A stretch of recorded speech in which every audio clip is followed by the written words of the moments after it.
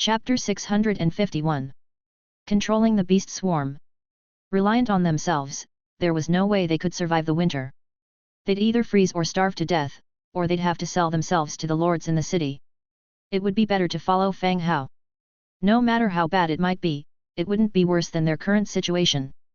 All right, everyone can rest here tonight. Feel free to move about, but do not leave the city in case there are escapee bandits. It could be dangerous, Fang Hao loudly declared, stepping off the chair. The mention of bandits caused everyone's expression to change in an instant. They each found a shady place to chat, but no one wanted to step out the door. Although the people had been comforted, exactly how to settle them had become an issue for Fang Hao to ponder over. According to his and Rebecca's plan, they would set off immediately the next day. At that time, they would need to select a group of people to escort these women back, or let Ma Hong come to pick them up. Which method was better, he would have to give it some thought. Just as Fang Hao was weighing which option was more secure, the bronze bell on the mountain stronghold city wall abruptly rang out, clear and resonant. Simultaneously, a guard's shout followed, "A large number of beasts are approaching. Prepare for battle." The uproar ensued. In the city, all the soldiers sprang into action. They scaled the city wall. At the city gate, they pulled up the wooden anti-cavalry stakes, blocking the broken gate. Fang Hao, accompanied by Angia and Spencer, climbed up the city wall. Gazing into the distance, they spotted a swarm of beasts rapidly approaching. Leading the pack was a massive golden lion with a thick mane. Behind the lion were bears, wolves, deer, and even tusked wild boar. Nearly 100 in total, charging forward like a migrating herd of animals. Not far behind the beasts, dozens of men dressed like militia were hurriedly following suit. "Are they herding the beasts?" Fang Hao asked with a furrowed brow. Meanwhile, Angia suddenly exclaimed, "Look, there's someone on the golden lion." Looking closely, they could indeed see the shadow of a person on the lion's back. Just in time, that person, poking their head out from the lion's thick mane, revealed a small face and two twisted braids that swayed in the wind behind her. She could control the beasts. That was Fang Hao's second thought. As the beast horde neared, everyone atop the wall could hear the roars of the beasts and their heavy pants. "Halt the beasts, if they don't stop, attack right away," ordered Fang Hao. As soon as he finished speaking, a nearby soldier raised his gun and fired. The gunshot rang out, the bullet hitting just in front of the golden lion. The woman atop the lion seemed startled by the sound of the gunshot. She looked up at the city wall, and upon seeing the pitch-black barrels, her face immediately filled with fear. She instantly tugged at the tuft of hair at the base of the lion's neck. "Stop! Stop now! They have guns!" Obediently, the golden lion came to a halt. But the beasts behind continued to charge full speed. They crashed into each other in an instant, tumbling into a disorganized bundle. Once teeming with brute force, the sight was now rather comical. The petite woman, appearing rather frazzled, picked herself up off the ground. Once she was back atop the lion, she made sure the guns were still trained on them before hastily shouting, "Retreat! Retreat now!" The militiamen tailing the animals had only just arrived. Before they could understand what was happening, they heard their leader order a retreat. All of the beasts turned tail and began to run back the way they'd come. However, at that moment, the sound of rapid hoofbeats came from one side. A golden-armored general leading a fully armed golden-armored cavalry charged forward, cutting off the beast's escape route. "Damn it, today's just not my day," the woman cursed. Chapter 652. The retreating troops were stopped by a squadron of cavalry. Leading them was an orange hero, flanked by an exceptionally well-armed cavalry. This caused the woman from Lionback Mountain to wear a disheartened look. She bitterly cursed the universe for its injustice, allowing the beastly Zhenhu to recruit an orange hero. As she contemplated how to charge and break through, from behind the city gates, nearly 400 to 500 infantry armed with giant swords rushed out. They quickly encircled them. This made her even more anxious, regretting her hesitation. It seemed like today might end in total annihilation. At her most frustrated, the heavy sword infantry opened up another pathway. A young man walked through the crowd, leading several heroes. He stepped forward. The woman's eyes widened in surprise. Behind the young man were several high-level heroes. Was this fellow some sort of hero wholesale market? "Who are you? Where are Li Zhenhu and his men?" the woman from Lionback Mountain asked first. She had just scanned the field. She didn't see any of the bandits she knew of, including the tyrant and greedy wolf. They were not here. Moreover, these men did not look like bandits. If bandits had this kind of equipment, they would already have attacked the nearby cities. As the woman from Lionback Mountain was questioning, Fang Hao was also sizing up the other party. She was quite small, crouched on the back of a lion. The lion's golden fur could almost completely cover her. With slightly dark skin, large eyes, and a rather pretty face, she gave off the impression of being not yet fully grown up. A single plait hung down behind her head and she was dressed in a black top, revealing her slim waist. Shouldn't you explain your intentions first? It would make things safer for both you and your men, Fang Hao said, looking at her squarely. This woman appeared to have a special ability. Being able to command nearly 100 fearsome beasts to act in unison with her was a strange sight indeed. The woman scanned the tense atmosphere all around, then speculated the identities of these people. There was a high chance that they were not bandits after all. She scoffed and said, "I'm here to eliminate bandits." Eliminate bandits? With just these beasts and about 50 local militiamen? They needed to know that there used to be more than 3,000 bandits here before. Her group of fewer than 200, comprising mostly beasts, couldn't possibly lay siege to a city. How was she going to eliminate the bandits? "All right, who are you people?" the woman asked in return. Fang Hao replied directly, "If what you're saying is true, then our goals are similar. It's just that I got here a bit earlier and have already taken command of this place." "You've taken over? Since when?" "This morning, I guess." The woman glanced back at her scout heroes. The scout heroes nodded in response. After thinking about it carefully, she found it quite plausible. Last night, this place was attacked by undead. This kid must have made use of the situation. The undead retreated at dawn and he took over the city. "Where's Li Zhenhu?" the woman continued to ask. "Why, are you looking for him? Alive or dead, he took my friend. I need to find him," she said, her tone filled with rage. "Li Zhenhu ran away, but their boss and second in command are still alive." "You can ask them," Fang Hao replied. The woman cast a sidelong glance, exchanged a few words with her heroes. She puffed her chest out, saying, "Then take me to see them." Fang Hao nodded, "Let your men wait outside the city." "Come in with me." Agreed. The troops returned to the mountain stronghold. The beasts and local militiamen rested on a piece of open ground outside the city. It seemed that these beasts only listened to the woman, all the other militiamen kept a respectful distance. People and beasts were separated into two distinct areas. The blockade stakes were pulled away. The woman followed Fang Hao and his men through the city gates under the watchful eyes of a few soldiers. Now, she was even more curious about Fang Hao's background. She hadn't heard of any transmigrator with this kind of power in the area. It seemed that the real masters always kept a low profile. This man might be even more formidable than the Fang Hao mentioned in the channels. After all, she had seen quite a few orange heroes. The woman stared at Fang Hao while Angia, on the side, stared back at her. "Black skin, are those beasts your pets?" The woman was taken aback and looked towards the beast-eared woman who had spoken. She was a blue hero. "You're the black skin? Look at your own skin before talking about mine."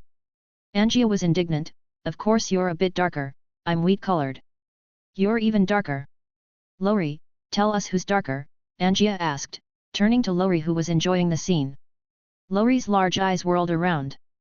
Pointing at the strange woman, she clearly stated, "She's darker, Angia is wheat-colored, our lord has said so." "What the hell, are you guys ganging up to mess with me?" The woman got a little upset. They walked deeper into the city. Women and children crouched in the shade, eating and chatting. They arrived at an open space in the southeast corner. A few soldiers were guarding a pile of iron cages. The cages were filled with prisoners. The woman instantly recognized a few of them as the former bandits. They were present during the attack on her territory. Soon, she noticed Tyrant and Greedy Wolf, who were confined separately. The moment she saw the two men, rage surged in her eyes. Drawing the iron sword from her waist, she drove it towards Tyrant's chest through a gap in the cage. Chapter 653. The Tyrant's expression changed, and his body rushed backwards. However, the iron cage had limited space. After retreating 2 steps, he stumbled into the back of the cage. But being a mountain raider at heart, seeing no way to retreat, he did a somersault and barely avoided the sword. Just when she was about to launch a second strike, Fang Hao stopped her, saying, "Weren't you looking for someone?" The woman glared fiercely at the tyrant but eventually sheathed her sword. She stared straight at the two imprisoned men with an icy voice, "Where is Chen Ming?" The tyrant and the greedy wolf were scared out of their wits. They didn't dare to express their anger, their voices barely suppressing their rage. "What Chen Ming?" "A transmigrator named Chen Ming, he is a doctor, where is he after being tricked by Li Zhenhu?" "How would we know? It's Li Zhenhu in charge of these matters. In any case, the men might have been sold, or perhaps killed. Women are all locked in the dungeon, go find them yourself," replied the tyrant. "Killed? I will kill you," she said, and once again lunged over there. The expressions of the two men changed again. Wait, he's probably been sold. As long as the transmigrator has some special skills, he can fetch a good price. He's not dead, not dead." When she heard that he's not dead, the woman's expression eased considerably. But she didn't really intend to kill these two men either, after all, they were not her prisoners. She also asked about where he was sold and the whereabouts of a few people she knew. After gaining no valuable information, she followed Fang Hao back to the city lord's mansion. Inside the city lord's mansion, soldiers served a fruit tea and some fruits. "Right, my name is Lan Yang, how should I address you, sir?" "Thank you so much, otherwise, who knows how many more people these guys will kill." Lan Yang drank some tea and spoke softly. "Oh. My name is Fang Hao." Sputter. The tea that had just entered her mouth was immediately spit out. Lan Yang didn't manage to wipe the tea off her mouth in time. Her eyes fixed on Fang Hao, as though checking if he was fooling her. "You're Fang Hao. What's wrong? Is there a problem?" Fang Hao curiously countered. "Damn, is it really you? The big shot Fang Hao, weren't you near Lyss City? How did you come here?" Lan Yang said in amazement. "Had something to attend to, passing by." "You call this passing by? While in transit, you wiped out a bandit stronghold. We're really wasting our time." Lan Yang chuckled and wiped her mouth. "Right, is that Dr. Chen your boyfriend? Tricked by Li Zhenhu too?" Fang Hao continued to ask. "What boyfriend? Uncle Chen is over 50 already." The two continued to chat. Lan Yang shared the situation in the surrounding areas. The villages in the vicinity had essentially been looted by the bandits. The Chen Ming she was looking for was a doctor, relatively well known over the communication channels. He was able to trade his medical knowledge in exchange for resources. He helped her when she was injured once. Later, she heard that Dr. Chen had turned to Li Zhenhu's alliance and after that, lost contact with him. After that, the power of the Life-Taker's bandit stronghold quickly rose and Li Zhenhu no longer needed to trick people into coming. Essentially, they just led people over for a grand attack. Her domain was destroyed during this bandit attack. She managed to lead her people out and has been hiding in a valley ever since. She wintered out occasionally, giving these people some trouble. However, without a domain or a barracks, there was no way to recruit soldiers, and the number of people under her command was dwindling. The day where her force would be depleted was closing in. Therefore, when she heard that there was an opportunity to occupy the bandits' stronghold, she brought her people over. Unfortunately, Fang Hao took over this place. And she almost got killed by bullets. After clearing up the matter, the two of them were no longer on guard against each other. "By the way, how do you get those beasts to obey you?" Fang Hao asked about his curiosity. "Controlling those wild creatures is not easy. Especially so many wild creatures." "Oh, I am a beast tamer, just that my level is too low and I can only train these low intelligence beasts." Lan Yang didn't hide it, sipping the tea while explaining. "In fact, there isn't a fixed profession here. For example, Fang Hao's main method of attack is magic, so he can call himself a mage. Lan Yang being proficient in beast taming calls herself a beast tamer. But beast taming ability was certainly great. Even wild beasts possess powerful combat abilities. It normally takes several ordinary civilian soldiers just to kill a wild bear, let alone over 100 wild beasts. No wonder, you're pretty good." "Hehe, not as good as you, with all those high-level heroes." Lan Yang chuckled, obviously delighted by Fang Hao's praise. "You haven't fully utilized your abilities yet. Maybe in the future, you'll be able to tame higher-level beasts." "Yes, I think so too. Once I master it, I'll tame a group of dragons, let's see who dares to bully me then. It seemed Fang Hao had hit the nail on the head, as Lan Yang's voice rose several decibels. Then, she felt like she had gotten a bit carried away. She added, a wish, a dream, it's still a long way off. Fang Hao chuckled lightly, finding this young girl quite interesting. After thinking for a bit, he continued to ask, what are your plans now? You have lost your city, you can't always keep hiding in the valley with your men, can you? This question had been bothering Lan Yang for a while. Earlier they were looking for revenge, but now that these bandits have been wiped out, staying in the valley didn't serve much purpose. Chapter 654. She had considered where she should go after leaving. Either find a city with good public security to live in, or rely on a truly reliable transmigrators alliance. An alliance? Thinking of the alliance, Lan Yang turned her eyes back to Fang Hao. Why do I need to find an alliance? There's a powerful figure right in front of me. Clinging to him is better than throwing myself at anyone else. Her big eyes turning, she said, ahem. Big boss Fang Hao, I heard you have quite a lot of people under you. Can you take me too? I promise I won't be a burden. Plus, I'm extremely smart, I'm sure I can be of help. Well, she's quite good at praising herself. Fang Hao contemplated for a moment and said, okay, then I'll leave this city to you. There are some women and children outside the city. You should take care of them, otherwise, they will have a hard time getting through the winter. All right, as long as I have a city, food won't be a problem, Lan Yang faithfully assured him. Next, Fang Hao devoured Lan Yang's Book of Lords. Devouring successful, your Book of Lords is now level 6, upgrade requirements 8/20. After devouring, the experience requirement changed from 7/20 to 8/20. Fang Hao transformed the city. The city's original attributes were terrible, now was the perfect time to refresh them. A light enveloped the city. Following that, the original city of the native people transformed into a level 5 affiliated city of the transmigrators. And Lan Yang was appointed as the ruling officer of this city. A book of City Lord was handed over to Lan Yang, who was delighted to receive it. She said, Big Boss Fang Hao, you are now my lord. Please give your orders. Well, it seems that she's not as smart as she claimed to be. Settle your people and manage your pets well. Also, interact with the women who have been freed. They are quite pitiable too. Take good care of them and their children.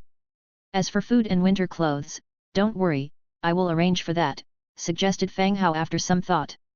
It was evident that Lan Yang was truly a dependable person. Despite being truly destitute, she still thought about avenging Dr. Chen. Leaving those women and children to her was relatively reassuring. As for the food and winter clothes, Fang Hao had plenty to spare. Okay, I'll go right now. Lan Yang stood up and walked away. After a moment, Fang Hao added, Angia, go with her. Angia stood up and walked out with her. Seeing Angia stand up, Lori also followed. Hey, Blackskin, your lion seems pretty fierce. I have a giant lizard. Want to see who's faster? Angia provoked. Are you children? Even this needs to be compared. Lan Yang gave the two of them a white glance. Angia, she's scared, said Lori from the side. I think so too. Her lion doesn't look fast. You both are talking nonsense. Let's compare right now, the loser eats shit. Lori, who was about 1.3 meters, Lan Yang, who was over 1.5 meters, and Angia, who was close to 1.7 meters, stood side by side. It looked like a Wi-Fi signal logo as they walked out together. The problem of the women and children was finally solved. With Lan Yang as the city lord, their staying here was the best solution right now. Otherwise, they'd have to split their forces to escort these women on the long journey back, which would surely be another hardship for them. The issue was settled, and Fang Hao's attention returned to the pile of treasures and a golden treasure chest nearby. Most of the money and valuables in the stronghold had been taken by Li Zhenhu. What was left were merely 3 boxes of jewels and gold coins. Fang Hao didn't bother to count the number of gold coins. Instead, he walked straight to the treasure chest. He opened it directly. Acquire, blueprint for making the raider's carriage, green, blueprint for making the bandit demon head knife, blue, blueprint for making the bandit's belt, green, 202 warfire coins. He casually glanced over the 3 blueprint properties. They didn't seem to have much use for him at the moment. The raider's carriage had a large carrying capacity and was great for packing. However, neither its speed nor performance could compare to the dwarf's carriage. As for the last two items, the bandit demon head knife and the bandit's belt, they didn't have any special features either. All the troop types were not suitable. The blueprints could only be considered a collection. Time gradually passed. Soon, it was dusk. Besides intervening in Anjia and Lan Yang's gamble and changing their punishment, nothing special happened. After dinner, the spoils from the 4 border camps were finally dispatched. The mercenaries must have slipped some into their own pockets, but it wasn't a big problem. The valuable items were all here in the main camp. At most, they took a few gold coins. Well, they deserved it for their efforts in the recent battles. After classifying all the spoils, they discovered some interesting items. Accounts. Day 62, sold 172 slaves, received 500 gold coins. Day 75, sold 362 slaves, received 1,220 gold coins. Day 81, sold 121 male and 62 female slaves, received 850 gold coins, received 800 gold coins from Zhang Xiaoming's design. Day 92, Jinmastu, bought 3 cannons, paid 5,800 gold coins. Chapter 655. Day 125, Dr. Chen Ming was sold for 3,000 gold. The old account book, tossed atop a box. The soldiers scavenging could not decipher the Chinese characters and ignored it. It was only when Fang Hao rummaged through that he discovered this account book. It was certain that the account book was recorded by Li Zhenhu. Unexpectedly, this fellow was meticulous, keeping accounts in Chinese. Unreadable to others, he knew clearly how much money was in the stronghold. The number of slaves sold had exceeded 1,000, and there were more than 20 transmigrants whose names and occupations were recorded. From the record, it can be seen that even ordinary transmigrants were not cheap. Those with special skills, such as Dr. Chen Ming, had a price directly reaching 3,000. Considering the price for slaves, it was simply astronomical. Li Zhenhu had indeed found a lucrative path. He closed the account book and stored it in the demon space. Perhaps it would come in handy in the future. The sky grew increasingly dark. Outside the window, the sound of insects echoed. As he lay in bed, he opened the Book of Lords and watched everyone chatting on the channel. Suddenly, there were footsteps outside the door. He thought it was Anjia returning, but instead, he heard a soldier's voice. "Sir, the woman with the baby has awakened and asks to see you." "Okay, call Anjia back, I'll be right there." Fang Hao replied. Soon, Anjia returned with Lori. Fang Hao, escorted by the soldiers and accompanied by the two, arrived at the room where the woman was resting. Upon opening the door, on a table nearby, an empty bowl was placed. The meat porridge inside had been completely consumed. Upon seeing Fang Hao and the others enter, the woman, her face still pale, managed a grateful smile. "Fang Hao, thank you." When she was not fully conscious, Fang Hao had introduced himself. Moreover, he revealed his identity to the women he freed. He did not restrict their freedom. When he presumably saw her earlier, he must have also told her his identity. "I don't even know your name yet." Fang Hao smiled, as he and Anjia took a seat. The woman was obviously beautiful. If not for her past trials, she would be considered a beauty in ordinary times. "Oh, I'm He Yui. What's the story with this child, where is his father?" Fang Hao continued to ask. It had been almost 5 months since the time of transmigration began. This meant that He Yui was pregnant when she was transported here. Her survival till now was not without challenges. "I don't know, he might be alive, he might be dead, who knows?" He Yui's tone was somewhat indifferent. Perhaps, after 5 months had passed, she had come to terms with it. "By the way, how did you end up here?" Fang Hao continued to inquire. "Bah! Li Zhenhu, the damned, I took my people to his alliance. Once we arrived, he immediately separated and imprisoned us." At this point, He Yui gritted her teeth. It was clear to see that He Yui was a refined woman, despite the rage burning in her eyes. She only cursed that Li Zhenhu deserved to be hacked to death. Unlike Lan Yang, who would curse up and down the offender's family at the drop of a hat. Perhaps it was the mother's anger that upset the tranquility of the baby, who usually did not cry or fuss. The baby promptly began to wail. He Yui immediately sought to calm him. Without any hesitation, she drew aside her shoulder cloak and began to nurse the child. 2142. He Yui cradled her baby, looking gratefully at Fang Hao. Thank you, Lord Fang Hao. Well, I'm planning to hand this place over to Lan Yang. She's originally a nearby transmigrant. You can stay here, her personality is a bit wild, but she is dependable. Fang Hao introduced the situation here. Is it a girl riding a lion? Fang Hao was taken aback. You know her? I don't, but the bandits who guarded the gate often mentioned a girl riding a lion who always caused trouble and disruptions. He Yui replied with a smile. That's her. Oh, she does seem reliable indeed. Had I been as brave as her back then, I wouldn't be in this situation today. He Yui softly caressed her child. Let the past remain in the past.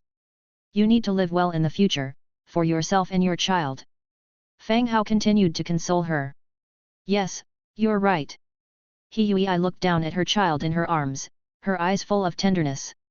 Perhaps it was her child that kept her going during her time in the dungeon. The world was cruel, and everyone needed something to cling to. The room fell silent for a while. Fang Hao was unsure of what to say, so he decided to leave. All right, you haven't fully recovered yet, rest early. As he was about to rise, He Yui began speaking again. Lord Fang Hao. Is there anything else? He Yui hesitated, looked at her child, and her eyes lit up with determination. She immediately said, Lord Fang Hao, can I follow you?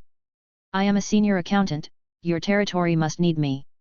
I don't want to stay here anymore. A senior accountant? This should also be considered a special profession. No wonder that even in her condition, Li Zhenhe discarded her. If she could survive, she would fetch a reasonable price. Chapter 656.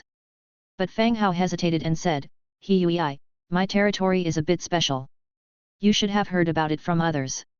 I'm connected with the undead, I'm afraid you might not accept that. Boss, I've already died once, what's there to be afraid of? Please take me with you. I don't want my child to live in this kind of environment. I beg you. After finishing, she tried to prostrate herself to express her gratitude to Fang Hao. Actually, Fang Hao had also been considering recruiting talents lately. The reason he didn't immediately agree to He Yui was that he was afraid she wouldn't adapt to his territory. Now that she seemed so resolute and prepared, Fang Hao felt like he didn't have anything else to say. He helped her up saying, All right, rest for a night, I'll take you to my territory tomorrow. Thank you, boss, thank you. He Yui started sobbing gratefully. All right, no more tears, people outside might hear and think I'm bullying you. Rest up and take care of yourself. Thank you. Fang Hao left the room and returned to his residence. Early the next morning, as the dawn started to break, the whole camp was already bustling with activity. Today was a day for departing once again. Early in the morning, the soldiers were already up making food and preparations for their departure. Troop hiding cave. A few torches were lit, illuminating the pitch-black underground stone cave. Upon viewing the neatly arranged skeleton soldiers, Lan Yang gaped, nearly toppling over due to shock. Her eyes conveyed her surprise and fear. She finally understood where the undead attacking the mountain stronghold came from. At the time, she had been wondering where so many undead came from. Turns out, they were all Fang Hao's doing. I need to take the bone dragon and skeleton mantismen with me, so there will be fewer than 10,000 skeleton soldiers left here to help you defend the fortress, Fang Hao explained softly. At least 5,000 to 6,000 undead were still remaining. He could only leave those with Lan Yang to assist her in defending the city walls. Fang Hao was talking next to her, but he didn't get any response from Lan Yang. He turned around to look at her and found Lan Yang standing there, in shock. Hey! Lan Yang! Fang Hao called her. Only then did Lan Yang respond, Ah! Boss, what did you say? I said, I will take the bone dragon and the mantismen with me, and leave the rest of the skeleton soldiers with you, repeated Fang Hao. Ah, they won't attack me, right? Lan Yang asked cautiously. No, the soldiers are bound by factions. Once you join my territory, you are part of the same faction. They won't attack you and will even listen to your commands.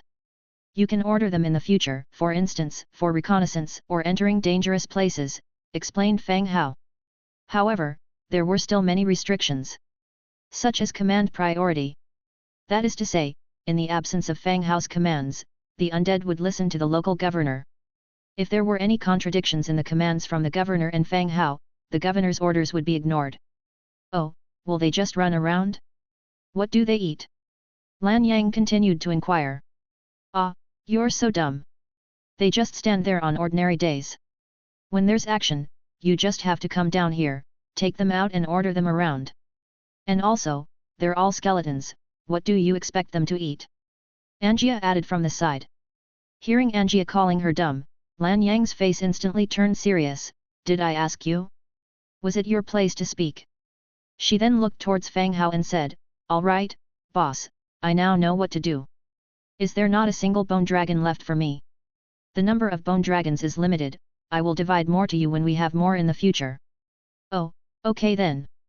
Fang Hao then gave Lan Yang a few more instructions. Then a soldier from behind reported, Sir, Miss Hui is here. All right, let her come down. Then, the sound of footsteps came from behind, and Hui walked down carrying her child with her. When she stepped down the stone stairs, and saw the scene inside the stone cave, Hui stopped abruptly. But her pace returned to normal very quickly and she hurried to Fang Hao's side. She said softly, Fang Hao, I don't have much luggage, we can leave now. Last night, Hui wanted to leave with him. Fang Hao agreed and reminded her to be psychologically prepared for his territory.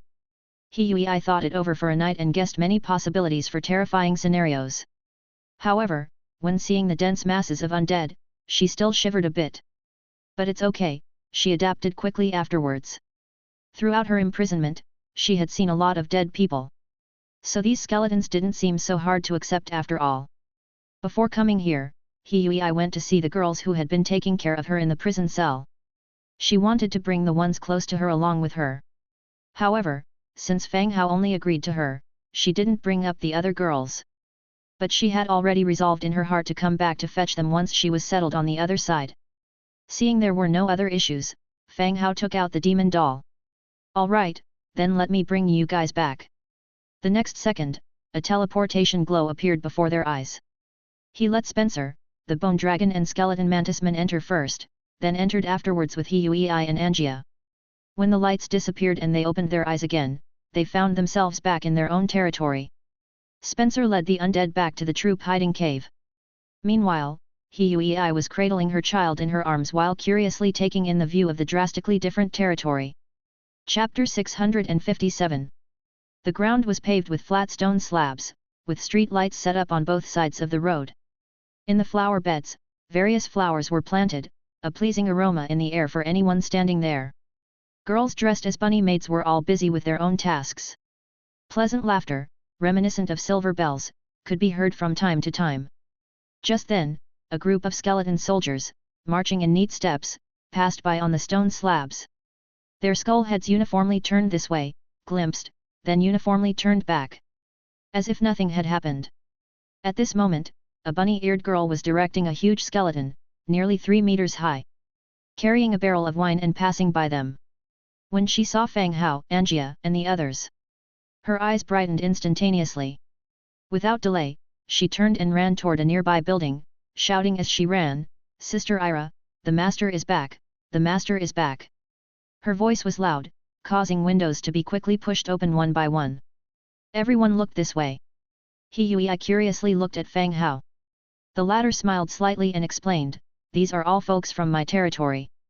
They haven't seen me in a while since I've been away for some time. Hui uttered a simple "oh," without going into further conversation. Before long, several bunny-eared girls rushed out of the same building. The girl at the forefront was markedly more beautiful, with a much more voluptuous figure. And her attire was better too. The bunny-eared girls looked this way in unison. Upon seeing Fang Hao, their faces lit up with joy. They ran over quickly. This time, Ira didn't jump into Fang Hao's arms but simply looked at Hui with curiosity. When she noticed the baby in her arms, she glanced at Fang Hao with curiosity. Then she said calmly, Master, Angia, you're back. Yes, this is Hui. I saved her from bandits. Arrange a place for her to stay and later choose a few smart maids to learn bookkeeping and ledger recording from her, Fang Hao softly introduced. Then he turned to Hui, this is Ira, in charge of everything here in the territory. If you need anything, you can speak to her directly. Hui keenly observed Fang Hao and Ira. Once the introductions were over, she displayed a tender smile. Sister Ira is really beautiful. Since I was saved by Boss Fang this time, I'll have to rely on Sister Ira's help a lot. Of course. Xiaoqiu, take Sister Hui to find a vacant room. Make sure it's close to the Lord's house and that all the living necessities are prepared, Ira softly instructed. Okay, Sister Ira. Redfruit left with Hui. When Hui left, Angia immediately pulled Ira aside. Ira, hurry and cook something delicious. I've been starving these past few days. Ira smiled mildly. Okay. Ira prepared a hearty breakfast for the two of them, which greatly improved their meals. Meanwhile, Ira learned of Hui's background through Angia. Hui's life was indeed tough. She and her child narrowly escaped death at the hands of mountain bandits. Now that they were here, at least they didn't have to worry about safety. Having finished breakfast, Ira reluctantly let go of Fang Hao's hand. Fang Hao, on the other hand, returned to Lanyang City with Angia. They appeared in the city square. Fang Hao built a new dwarf carriage and had all the supplies loaded onto it. The mercenaries and the trusted aides of Lyss City also assembled here. Once everything was prepared, the convoy set off again. In a grand procession, it headed toward the next stop, Jinmasta City. The original 800-man escort had now increased to 1,700, most of them were soldiers recruited by Fang Hao. On the third day of their journey, within the temporary camp they had built, dark clouds obscured the sun, and torrential rain poured down like a bucket being emptied. The occasional muffled thunder echoed into the room. Angia was still fast asleep. Fang Hao stood by the window, frowning at the sky outside. This weather was simply not suitable for marching. Sir, the lady is asking for you, a guard's voice sounded from outside the door. Fang Hao nodded, exited the room, and walked towards another room. He entered Rebecca's room. A woman in a form-fitting, beige dress was hunched over, her back to the door, fiddling with something on the floor. She was sitting in a chair, bending over quite significantly. The already snug dress was stretched tight across her buttocks. From Fang Hao's perspective, it looked like a ripe, juicy peach. The quality of clothes made by the Bone Textile store was unquestionably top tier. Even when stretched to such extremes, there was no sign of tearing. Instead, the tight fit accentuated the appeal of a mature woman. What on earth was she doing so early in the morning? Rebecca was arranging her items that had been soaked by the rain. She suddenly noticed that Fang Hao was already there, standing behind her and watching her. Gradually, she started to feel a bit embarrassed. What are you staring at? Come sit here. Fang Hao walked into the room and sat down on a chair beside her. What did you need me for? He asked. Rebecca sat down too. Look at this weather. We definitely can't march in it. If we insist on rushing in the rain, people might fall ill. It would delay our progress even more. It's better to wait until the rain stops. After the last incident with the life taker, the entire group was taken over by Fang Hao's commanders. The chief of Lyss City's trusted aides and the captain of the mercenary corps had both assumed the role of the team leader. They relayed orders when necessary. Similarly, Rebecca had lost her power to command the group and had to consult Fang Hao on matters. I was thinking the same thing. We'll leave after the weather clears up. Fang Hao nodded in agreement. Seeing Fang Hao easily agree, Rebecca suddenly didn't know what to say. A moment of silence fell upon the room. After a while, Rebecca suddenly said, "Thank you. I might have been in danger if it wasn't for you." She was referring to the incident with the life taker. There's no need to thank me. We're in this together. One way or another, I wouldn't let you get into danger. Still, I must thank you for helping me," she said with her head bowed down, expressing her gratitude again. The old Rebecca was always prideful and would never concede defeat. Many people tried to topple Rebecca from the center of power in Lyss City, but none succeeded. But today, something seemed different. Fang Hao casually opened the Book of Lords and was surprised to find that Rebecca's loyalty had increased by 3 points out of the blue. It was now at 98 points.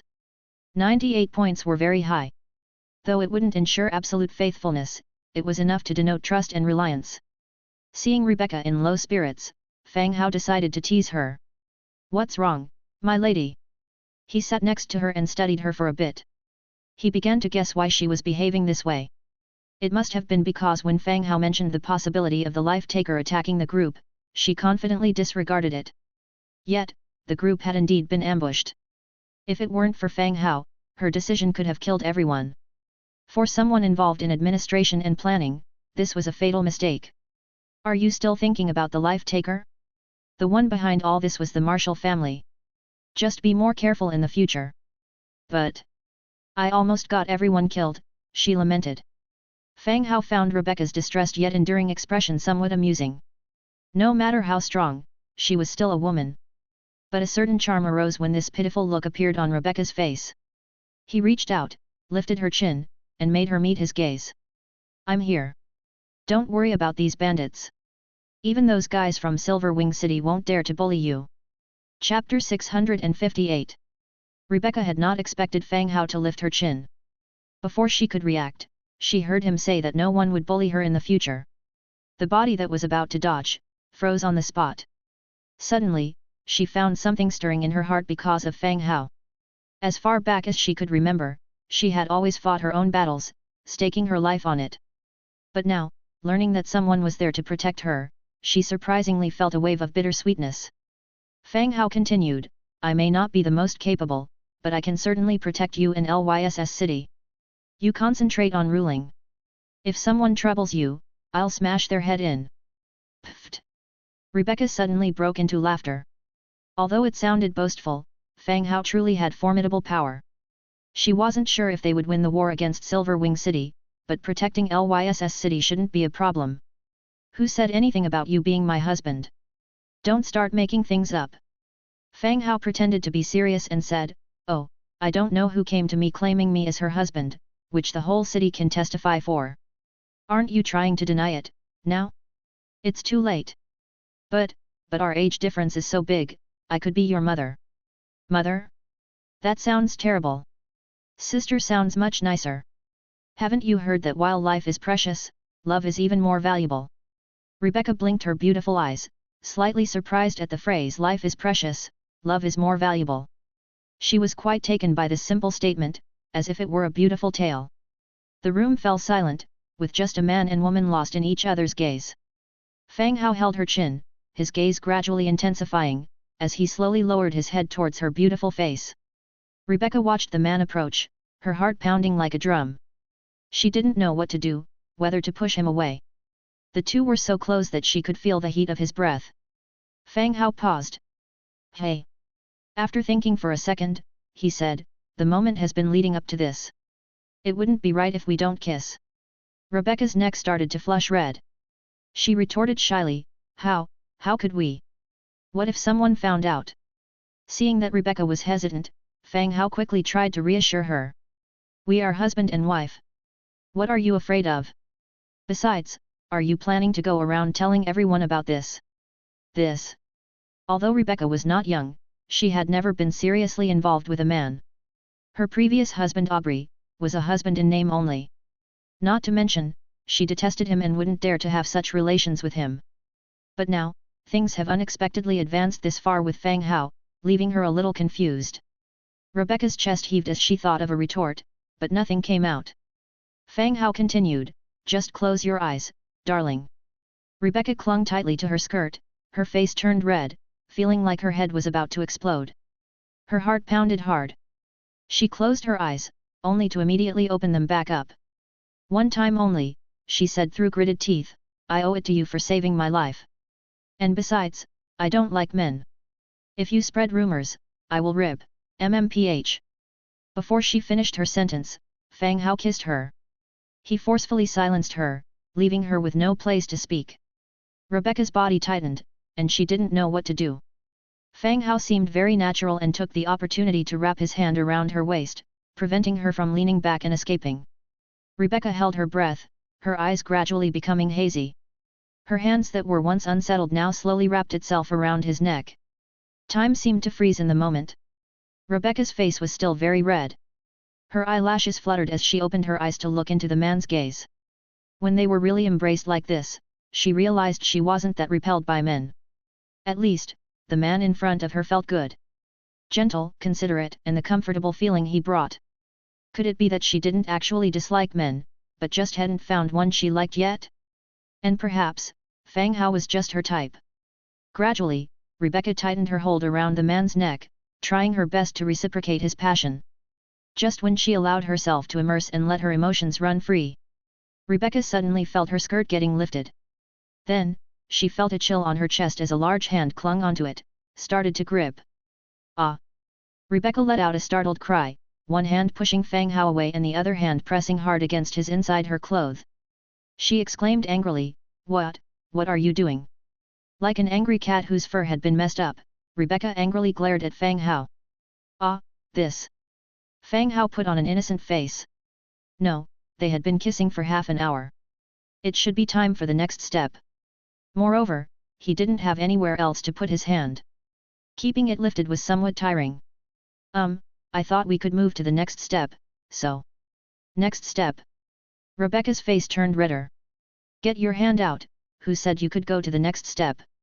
Seeing that Rebecca was genuinely angry, Fang Hao withdrew his hand. Along the way, Rebecca held it tightly to prevent him from making any mischievous movements. But Fang Hao already knew, Rebecca was quite in doubt. It was the biggest and softest he had ever felt. "All right, don't be angry. Let's just keep it at kissing," he said, attempting to lean in again. Chapter 659. Seeing Fang Hao about to lean in again, Rebecca promptly turned her head away. "Humph, keep dreaming, wait until I'm in a good mood." After speaking, she called out to the door, "Come in." The door opened and Rebecca's personal maid walked in. She took a glance at the scene in the room and softly said, "Madam." The city lord has not had breakfast yet, you take him to breakfast." Rebecca said softly. "Yes, city lord, please follow me, I will prepare breakfast for you immediately." The maid stepped aside and respectfully said. When things were starting to develop with Rebecca, Fang Hao couldn't help but feel reluctant to leave. However, seeing Rebecca's irritated expression, he didn't want to force anything. He was worried that his rising loyalty would drop due to this event. Either way, they had already made progress, and he wasn't afraid that she would run away. Ahem. "Well, it's getting cold, remember to wear more clothes." With that said, he followed the maid out of the room. The personal maid was Rebecca's confidant who had relayed messages during their joint operation to capture the faceless ones previously. She had been guarding the door all this while to prevent anyone from coming in. "What would you like to eat, sir? I will have it prepared and sent to you." The maid smiled and said. "Keep it simple, just send it to my room." "All right, the weather is cold. You should also dress warmly to avoid catching a cold." It seemed that the maid's attitude towards him had improved significantly. Okay." Fang Hao walked to his room. He couldn't help thinking about the somewhat alluring scenes from earlier. He savored the feelings from earlier. He had to admit, Rebecca was truly exquisite. Fang Hao didn't return to his room directly but instead told everyone to take a rest. Meanwhile, he prepared some cold-resistant clothes. He then distributed them to the soldiers. The sound of the rain outside the window was still incessant. After Fang Hao left, the anger on Rebecca's face turned into blushes of shyness. She wanted to get up and have a drink, but found that her legs were a bit shaky. "That scoundrel, calling me big sister. He really thought too much." Just thinking about Fang Hao made her heart beat faster again. Her heart was pounding. She couldn't get rid of the feeling of their lips touching each other. She touched her slightly aching lips. It seemed that he was very experienced at kissing, while she appeared rather awkward. Next time, she had to be more assertive, or else it would be quite embarrassing. Everyone got up early and began preparing for the journey ahead. 9:58. The rain came quickly and left just as fast. By dusk, the heavy rain had turned into a drizzle, and by the next morning, the sky was completely clear. Everyone got up early and began preparing for the journey ahead. The goods were loaded onto the wagons, tied tightly with hemp ropes, and covered with tarp. After having breakfast and dismantling the temporary shelter they had built, the group set off once again. They continued moving forward. However, the recent rains had left the roads muddy, slowing down their progress. They moved at a snail's pace.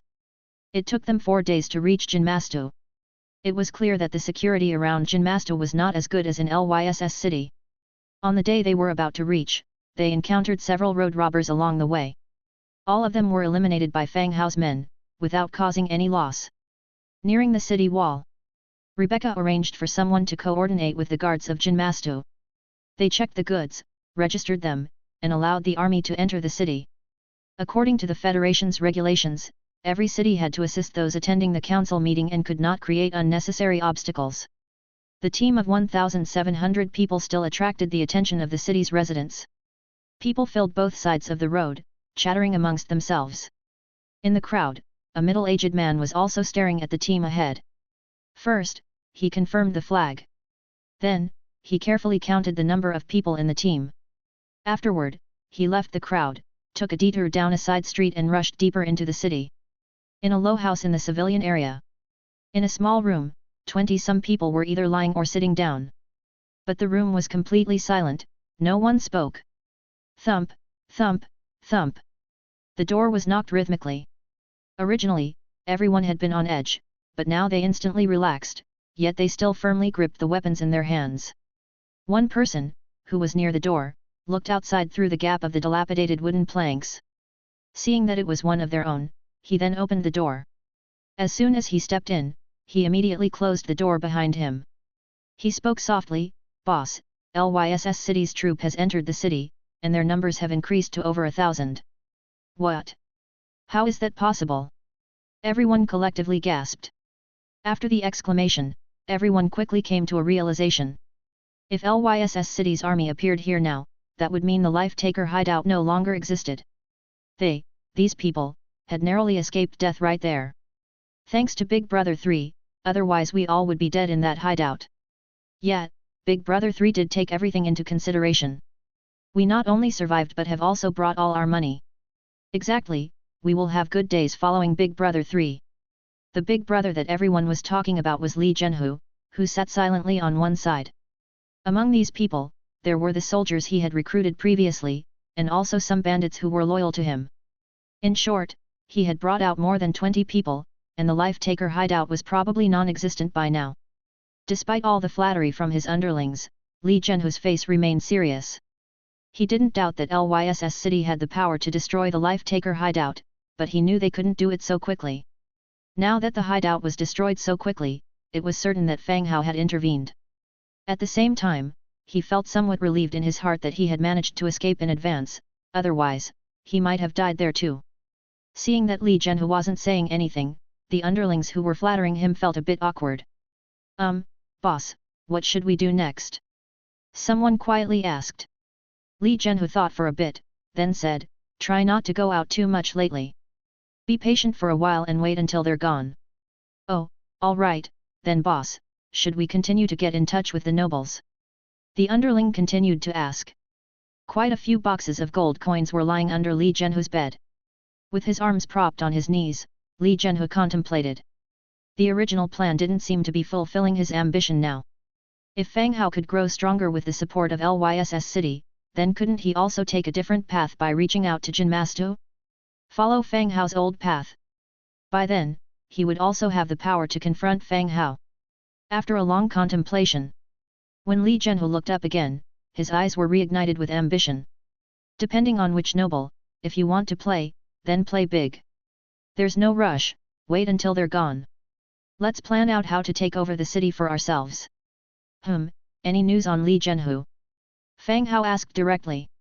These people did not enter the city with the procession. Instead, Fang Hao had arranged for them in advance, disguising themselves in different identities, and had entered the city even earlier. To gather information on Li Zhenhu. Hearing Fang Hao's question, these people looked at each other. One of them said, "Sir, 5 days ago, there indeed were some people looking like bandits who entered the city in a carriage, but their actions were covered. After they entered the city, they disappeared. I bribed the city guards. They said there were a lot of new people in the city recently. They all came to avoid the winter, so it's not easy to figure out who are the bandits. In the tavern, there is some information. But to find out their hiding place, we might need more time." Everyone reported the information they brought back, one by one. It was confirmed that Li Zhenhu had indeed brought people into Jinmastu, but after entering, they went into hiding immediately. And at this time, the LYSS City army proudly entered the city. Those guys would definitely be even less willing to show themselves now. After thinking about it, he said, "It's fine, they are lucky. Just wait and see. Hats off to you, you can go and rest now. Yes, sir. The people once again bowed and exited the room. The night got deeper. Fang Hao continued to sit at the table, waiting quietly. Angia stood watching on the side, yawning from boredom. Thump, thump. The door was knocked again. Before Fang Hao could speak, the door was pushed open, and Lori's small head peeked in. Sir, I've found the blueprint for the cannon. Chapter 660. Through some source, Li Zhenhe purchased 3 cannons from Jinmastu. This was the reason why they could develop rapidly and break through the defenses of various towns and villages with ease. On their way forward, Fang Hao discussed this matter with Rebecca. According to Rebecca's words, humans and various tribes have fought wars, and Jinmastu has been an important place to supply troops with military equipment, including the production of cannons. However, with the cessation of war and the city lord of Silverwing City consolidating the rights of various local city lords, Jinmastu no longer allows the production and manufacture of weapons. The cannons that the bandits bought should have been produced a few years ago. Even so, they still hold significant power when used to attack villages. With this understanding, Fang Hao started to think further. Since Jinmastu has the capability to produce cannons, it is highly likely that they still have the blueprints. The blueprints would usually be stored in the machinery factory. Fang Hao decided to try his luck by sending Lori on a night mission. Unexpectedly, she did find it. Let me take a look. As he received the blueprint from Lori, it immediately transformed into a beam of light and entered into the Book of Lords. First generation field cannon, hardywood 110, cast iron block 450, copper ingot 120, fine iron 80, essence of destruction 2. Description: a field cannon made jointly by humans and dwarves. The large cannon barrel and heavy cannonball are enough to break through all enemy defenses. Even this outdated model of a cannon uses fine iron and essence. But the power of the cannon is indeed great. If used in siege warfare, it would undoubtedly be of great value. Sir, is this what you were looking for? Lori asked in a whisper. Yes, well done. Fang Hao tousled her hair. If it were anyone else, Lori would have definitely gotten angry and swatted their hand away. But with Fang Hao, she simply showed a smiling face. I'm glad I could help, sir. Can I share a room with Angia tonight? Lori asked, her eyes wide and hopeful. Fang Hao glanced at Angia, who was nearby. He looked at both of them suspiciously. You two aren't planning some sort of scheme, are you? Planning to go out and play? And no, of course not. Lori quickly waved her hands. Angia was also startled, her face revealing her shock. Let Aseti take you two out for a bit, but make sure you are back before midnight, Fang Hao relented after some thought. With Angia and Lori's skills, it would be hard to keep an eye on them. If they snuck out, it could lead to unexpected problems. Anyway, since they were in the city, letting them go out for a bit of fun was fine. Sure. Both Angia and Lori burst out energetically. They ran off excitedly to find Aseti. With Angia gone, Fang Hao found some peace. He asked for some fruit tea, lay down on his bed, and flipped open the Book of Lords to spend his time. The disappearance of Li Zhenhe caused no stir in the channel. Perhaps, the disappearance of anyone was seen as a perfectly normal phenomenon to everyone else. Selling a blue armor set. Only one set, first come first serve. Selling the fairy wall lamp blueprint, private chat if interested. Tianmei Furniture City, selling all kinds of furniture. Accepting orders for customized furniture. If interested, private chat with the required size. Deposit required, pay on delivery, integrity guaranteed. A streak of advertisements appear on the screen. Fang Hao schemed over them, saw no blueprint that he needed, and decided to temporarily block similar messages. Swish! The advertisements disappeared instantly, and people's chat appeared. Damn, I've had 3 waves of bandits here in 5 days, all here to steal food. If it wasn't for my troops, I would have been an easy target. Yes, we are all preparing for winter, cities have started to collect grains from villages. I have plenty of food. When the time comes, I can sell it at a discount to my brothers. Damn! The dwarves on my side are going mad, about to fight with me. Beat the crap out of them.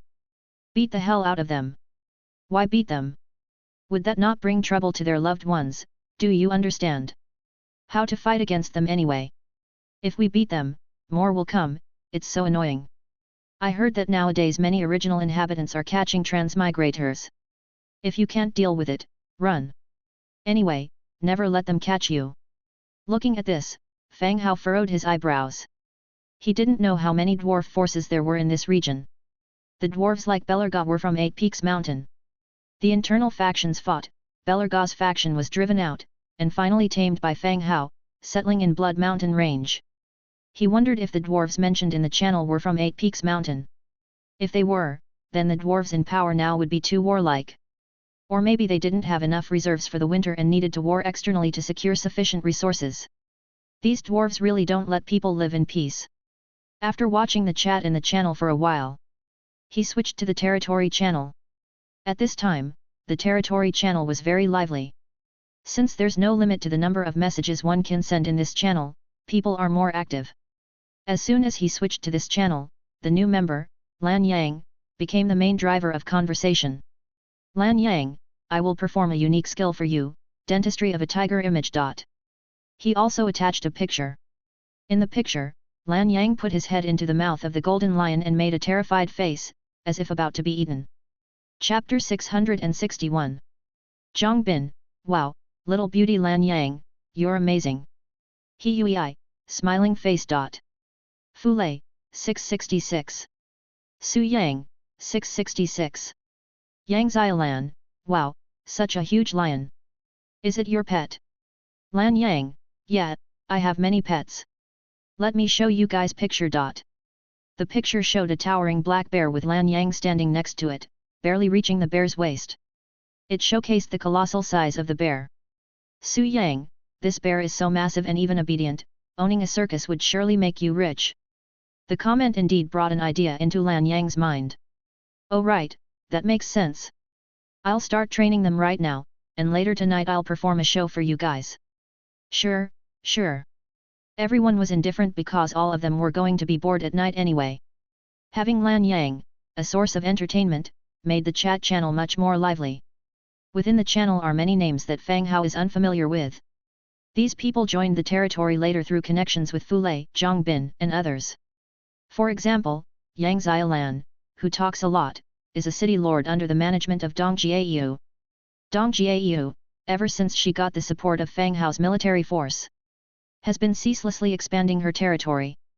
The number of transmigrators she recruited is the highest within the territory. She has quite the gang leader style. Fang Hao was observing everyone chatting for a while. He then spoke in the channel, everyone start gathering resources for the winter, mainly food and warm clothing.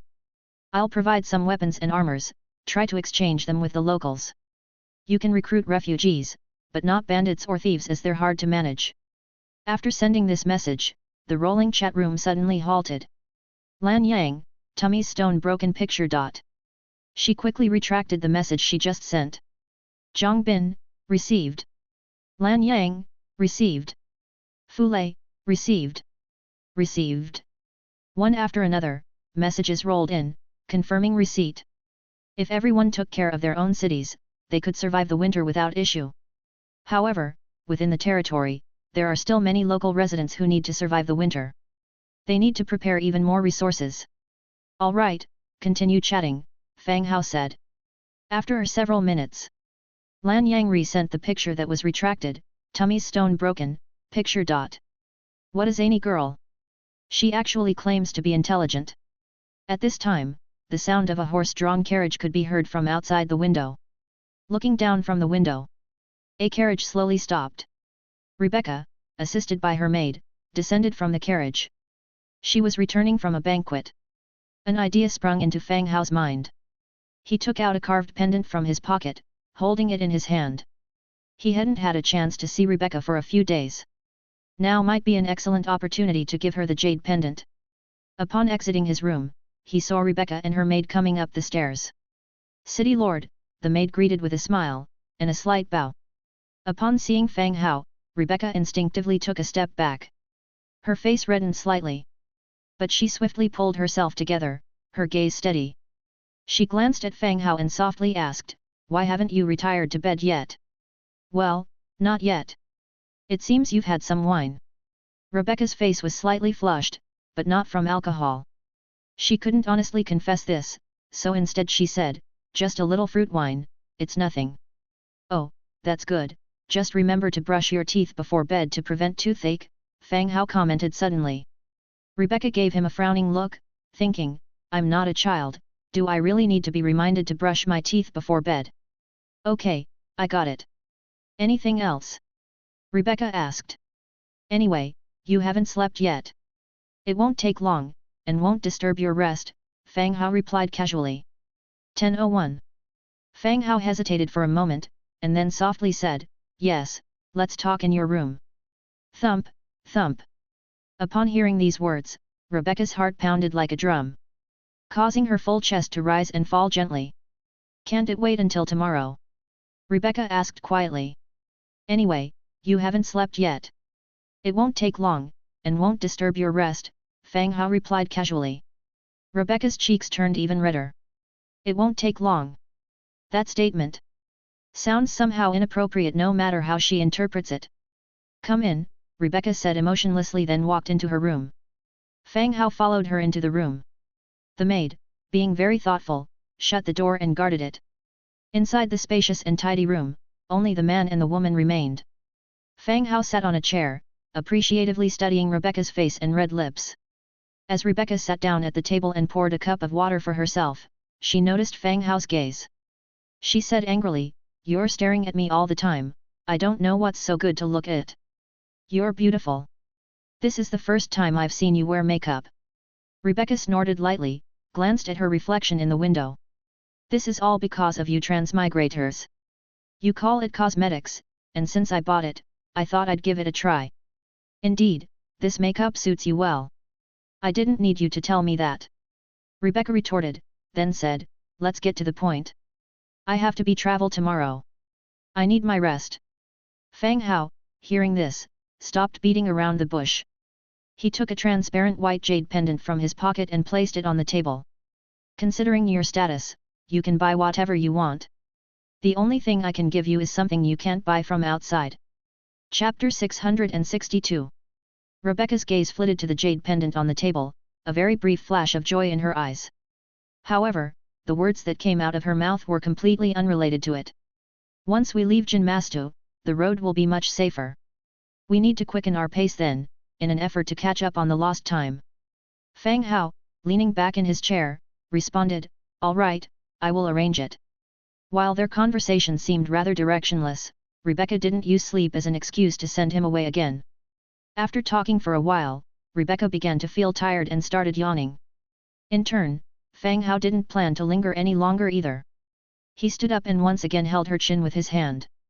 Rebecca, sitting in her chair, was immediately taken aback.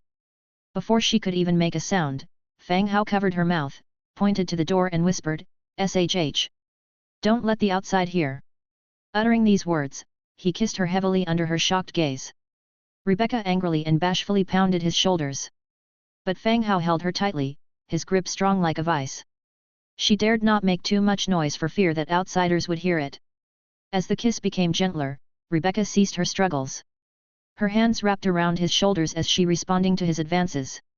It lasted a long time. Only reluctantly did they part. Rebecca instantly cleared her head, bolted upright, her face and neck flushed. Before she could speak, her gaze instinctively swept towards the door. She glared fiercely at the young, handsome man in front of her.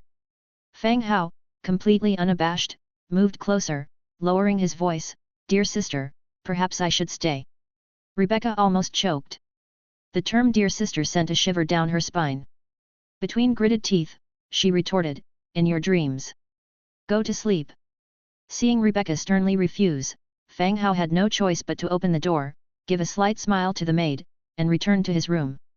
Once Fang Hao had left, Rebecca sat back at the table. Picking up the jade pendant, she examined it closely. The quality of the pendant was incredible, feeling warm and smooth in her hands. It was an obvious sign of exceptional quality. He sure knows how to win a woman's heart. As her fingers traced the pendant, she felt something carved on the back. Turning it around for a look, she noticed a miniature carving on the back. Admittedly, the crafting skill was nothing to write home about, it even seemed a bit of a waste for such a precious piece of jade. The design was simple, a man and a woman. The woman sat on the edge of a bed, while the man held her chin with one hand, about to kiss her. Thud. Rebecca's steady heartbeat thundered back to life. She felt as if she was reliving their kiss. "Madam, the hot water is ready.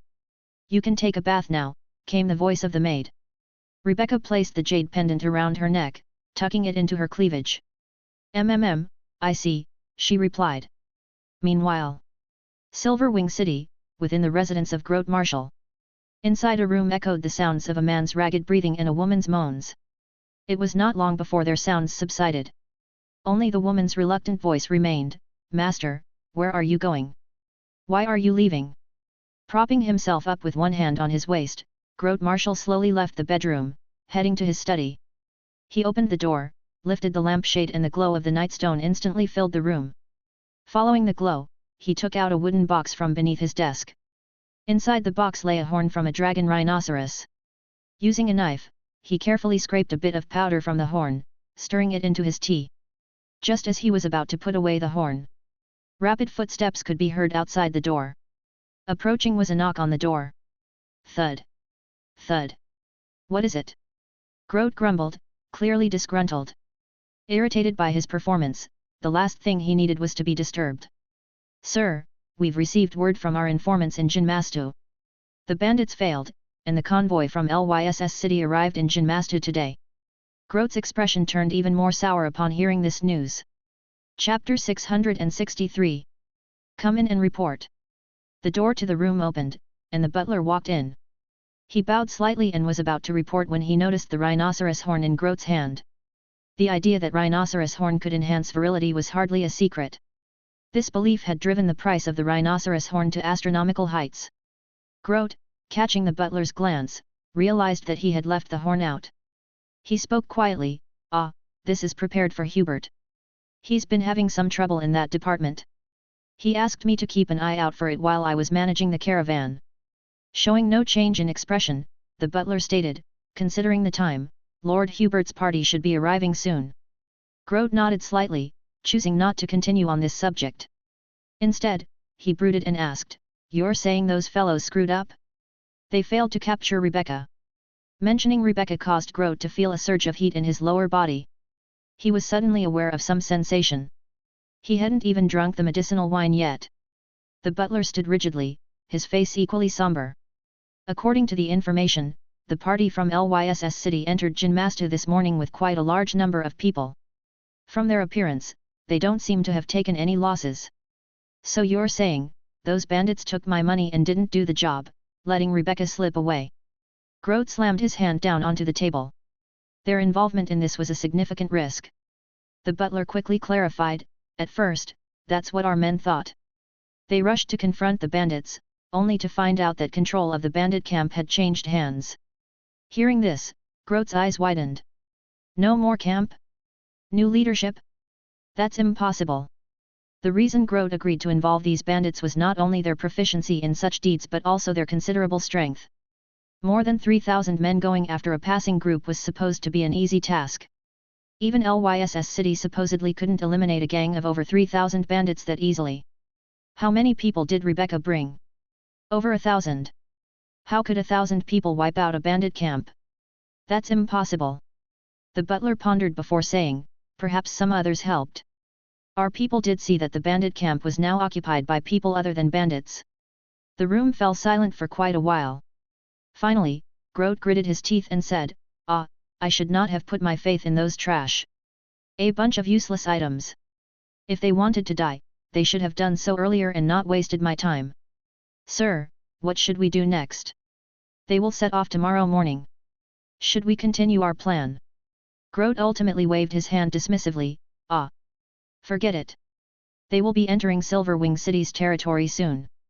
Trying to eliminate over 1,000 people without leaving any trace is too difficult. I'll think of a way to get to them in the city."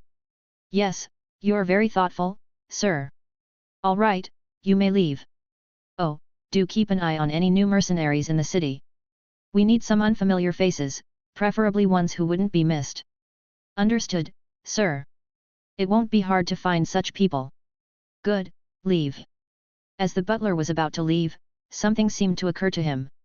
He turned back cautiously and said, "Sir, I heard from the transmigrators that tiger penis is highly effective. How about I get some, and later you can send it to Lord Hubert? After all, you've been friends for many years. Grote paused, lightly coughed. Is it effective? I heard that if it is soaked in wine and consumed for several days, the effects get increasingly potent. Well, you're thoughtful indeed. Get some, and I'll send it to Hubert later. Very well, I won't disturb your rest any longer, sir. Having said that, the butler left the room. Grote picked up the water soaked with horn powder and took a sip.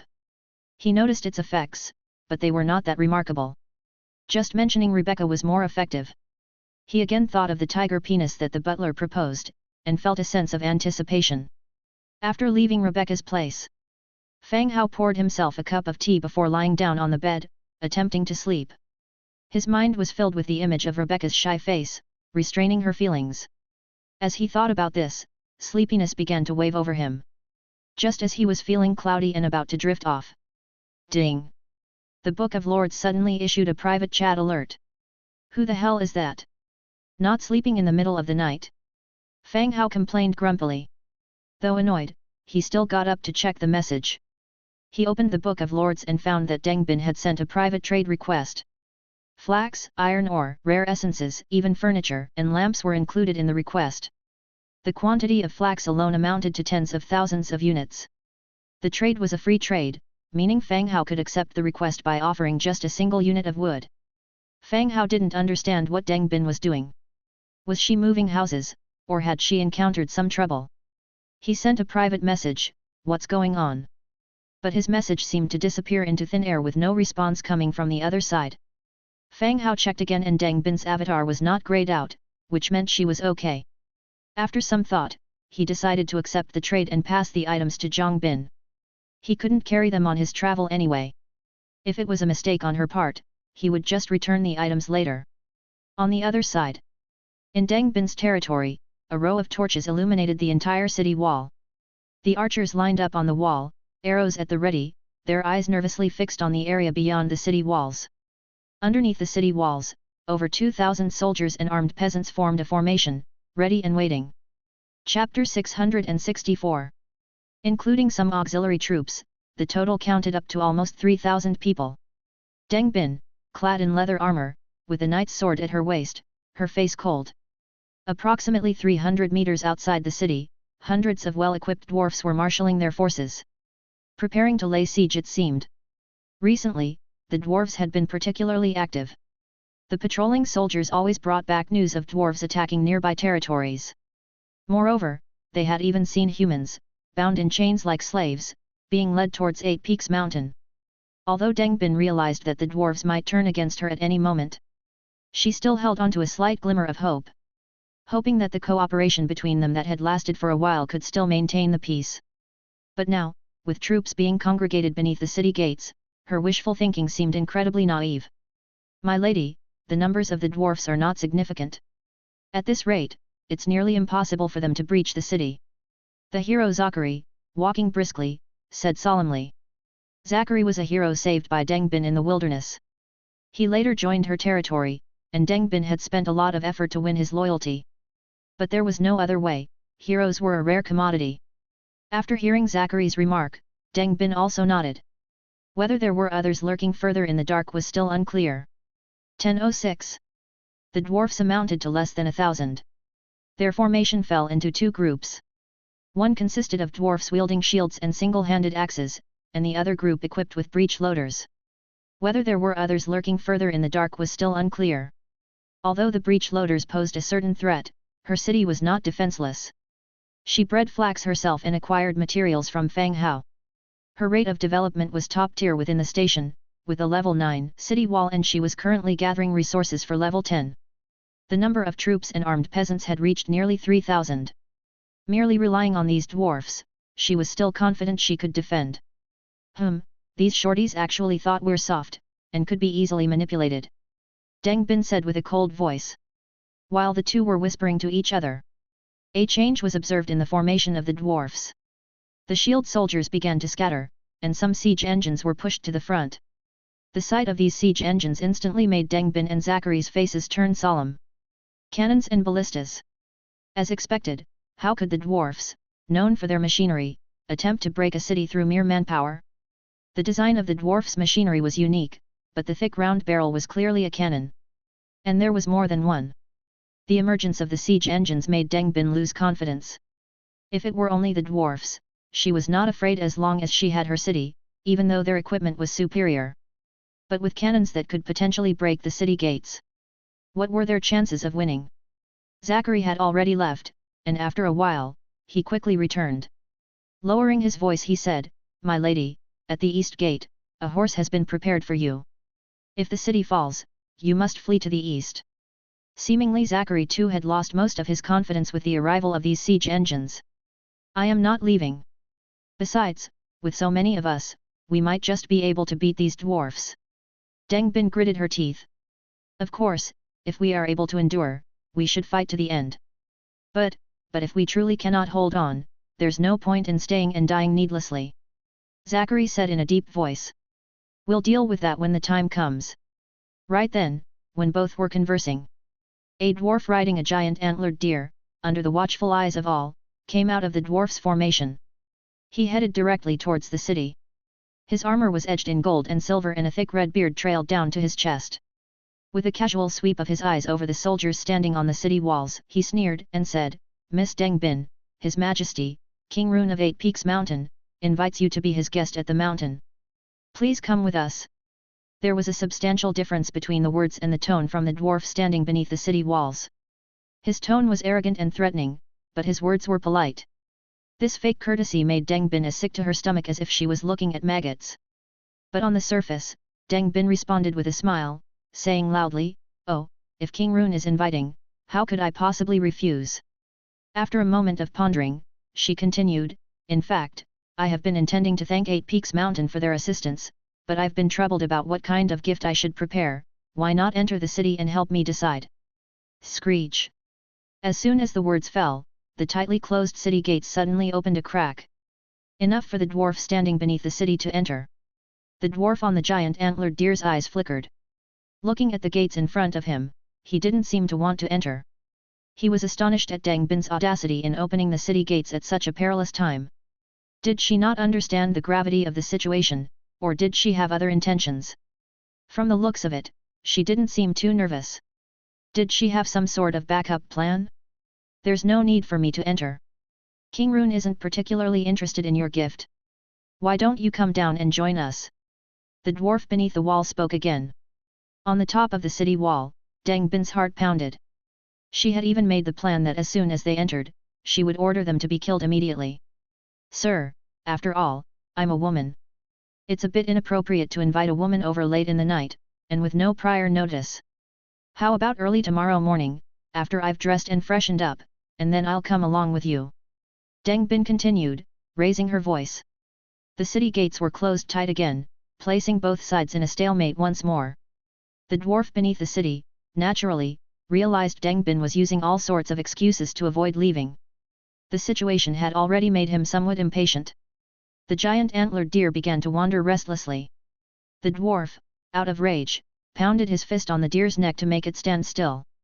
Chapter 665. Seeing that Deng Bin was unwilling to come out, the dwarfs did not waste any more time. They said coldly, "Well, if that's the case, don't blame us, Deng Bin." After speaking, they turned around and walked away. On the city wall, Deng Bin's eyes hardened. "Kill him." Zachary the hero immediately drew his bow and took aim. Ping! The bowstring lightly sounded, and an arrow shot out.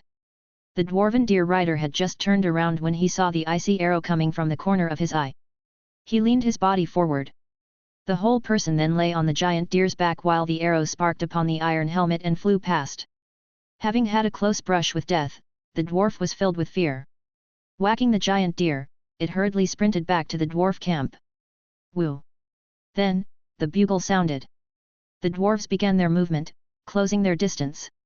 Deng Bin watched the dwarves, her eyes filled with a deep chill. "Archers, prepare! All soldiers, prepare!" Deng Bin shouted. SHWWSHSHWWSHSHWWSH. All the archers drew the arrows from their belts, making their final preparations. However, what happened next turned Deng Bin's face ashen. Her heart overflowed with despair. Just as all the soldiers had made their preparations, the dwarves did not initiate an assault. Instead, they started to adjust the muzzle angle of their cannons. Then came a series of thunderous roars. Boom boom boom. The cannons echoed across the world. Find cover, be careful of the cannon. Boom boom. Before she could finish, the city wall began shaking violently. Bang! A cannonball hit the upper part of the city wall, the earth and stones exploded. The nearby archers were blown away, their flesh scattering around the city. Boom boom boom. The city wall trembled time and time again, making the soldiers stagger, struggling to stay upright. People were continuously blown away. Blinding flames constantly exploded below and above the city wall. The wall began to break, with debris falling down like raindrops. The city's defending soldiers were immediately suppressed, they could only bow their backs, scurrying back and forth on the city wall, flattening the injured soldiers underneath. Kill! While all the city defenders couldn't lift their heads. Down below, the dwarves began to cry out their attack. The hook-tipped siege ladders made contact with the city wall, and the dwarf foot soldiers, holding their shields, began to climb upwards. Deng Bin slapped her buzzing ears, glanced downwards. The enemy's cannons had stopped. The dwarf infantry began their attack and the dwarf archers continued their suppression fire. Deng Bin helped up an archer next to her, loudly shouting, "Archers attack, throw the stones and logs, now!" The dazed archer, who was blown away, immediately stood up and began shooting downwards.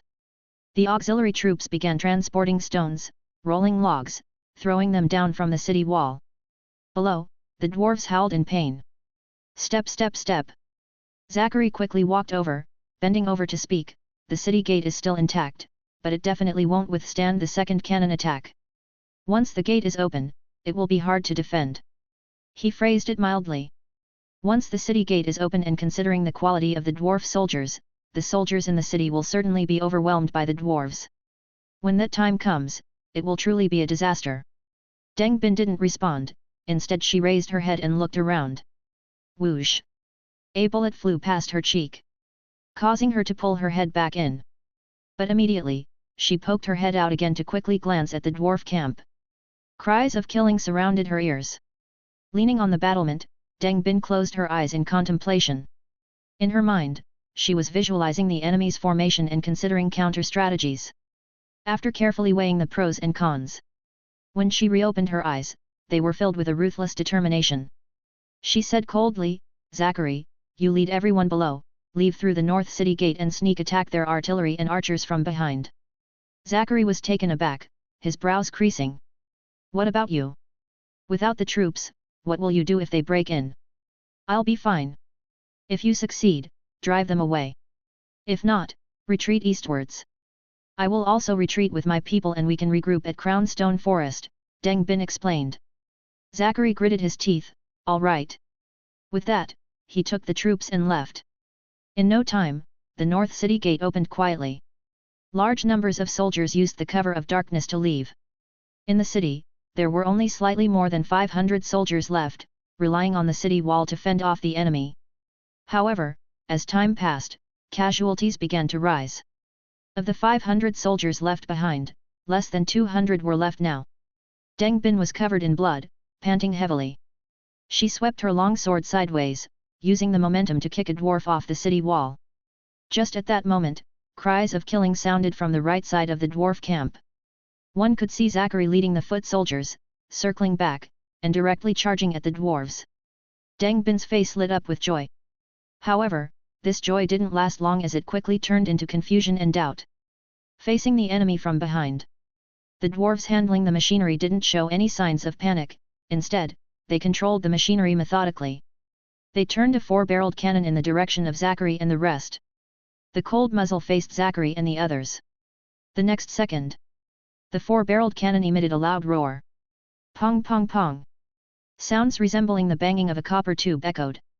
The charging humans were mired in clouds of blood. Blood and body parts splattered everywhere. In the blink of an eye, a large number of the human side were dead or injured. Zachary frowned, looking around him. The comrades who had been charging with him had disappeared. All that was left was a wide open space, filled with red blood mist. Chapter 666 Boom! Boom! Boom! The sound of cannons being fired continued chiming like clanging copper pipes. Cannonballs whizzed past, splattering severed limbs everywhere. The human clan, before even reaching the dwarf camp, had already suffered significant casualties. Zachary, who had been leading the charge, found his steps slowing down. He wiped off the blood that had splattered on him and glanced uncertainly at his sides. Fleetingly, his face turned monstrously pale. There were bits of flesh and blood everywhere. Those still alive were already in panic, completely devoid of fighting spirit. Zachary tried to say something to boost morale. But his words were drowned out by the booming of falling cannonballs, failing to reach the ears of the remaining men. A feeling of helplessness surged within him. The gap between both sides was just too big. When it came to their equipment level, they were simply on different spectrums. He looked up towards the direction of their territory. On the city wall, Deng Bin frantically waved his arms, pointing towards the northeast. He was gesturing for them to retreat toward the northeast. Zachary glanced again at the distant dwarf machinery position. There, the dwarfs were hunkered behind their defences. Charging in with his men, they would likely stand no chance of beating them. Nodding towards Deng Bin's direction, Zachary yelled, "Retreat! Follow me, retreat!" The sound of cannon fire drowned his voice. But the surrounding soldiers, catching sight of his movement, were able to guess his intention. Behind Zachary, they trampled over corpses and blood, fleeing into the distance.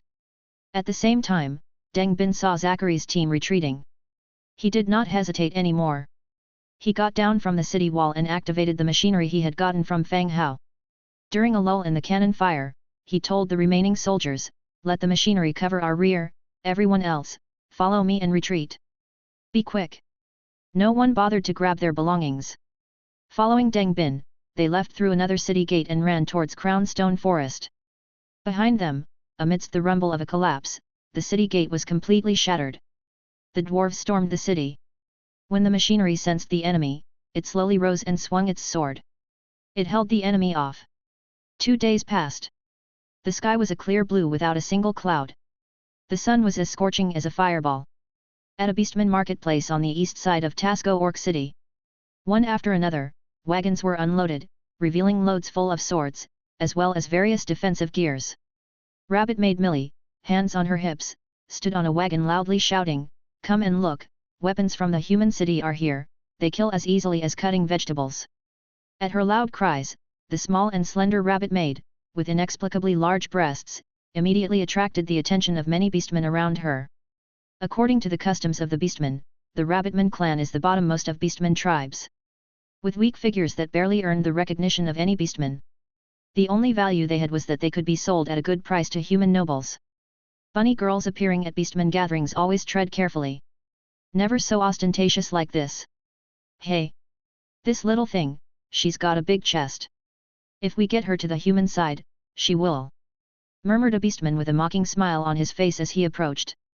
But a step in, his companion grabbed his arm. He pointed to the troop beside the bunny girl. Fully armed beastmen, nearly 1,000 of them. Additionally, there was a woman, casually sharpening spider legs with a file by the wagon. Clearly a hero.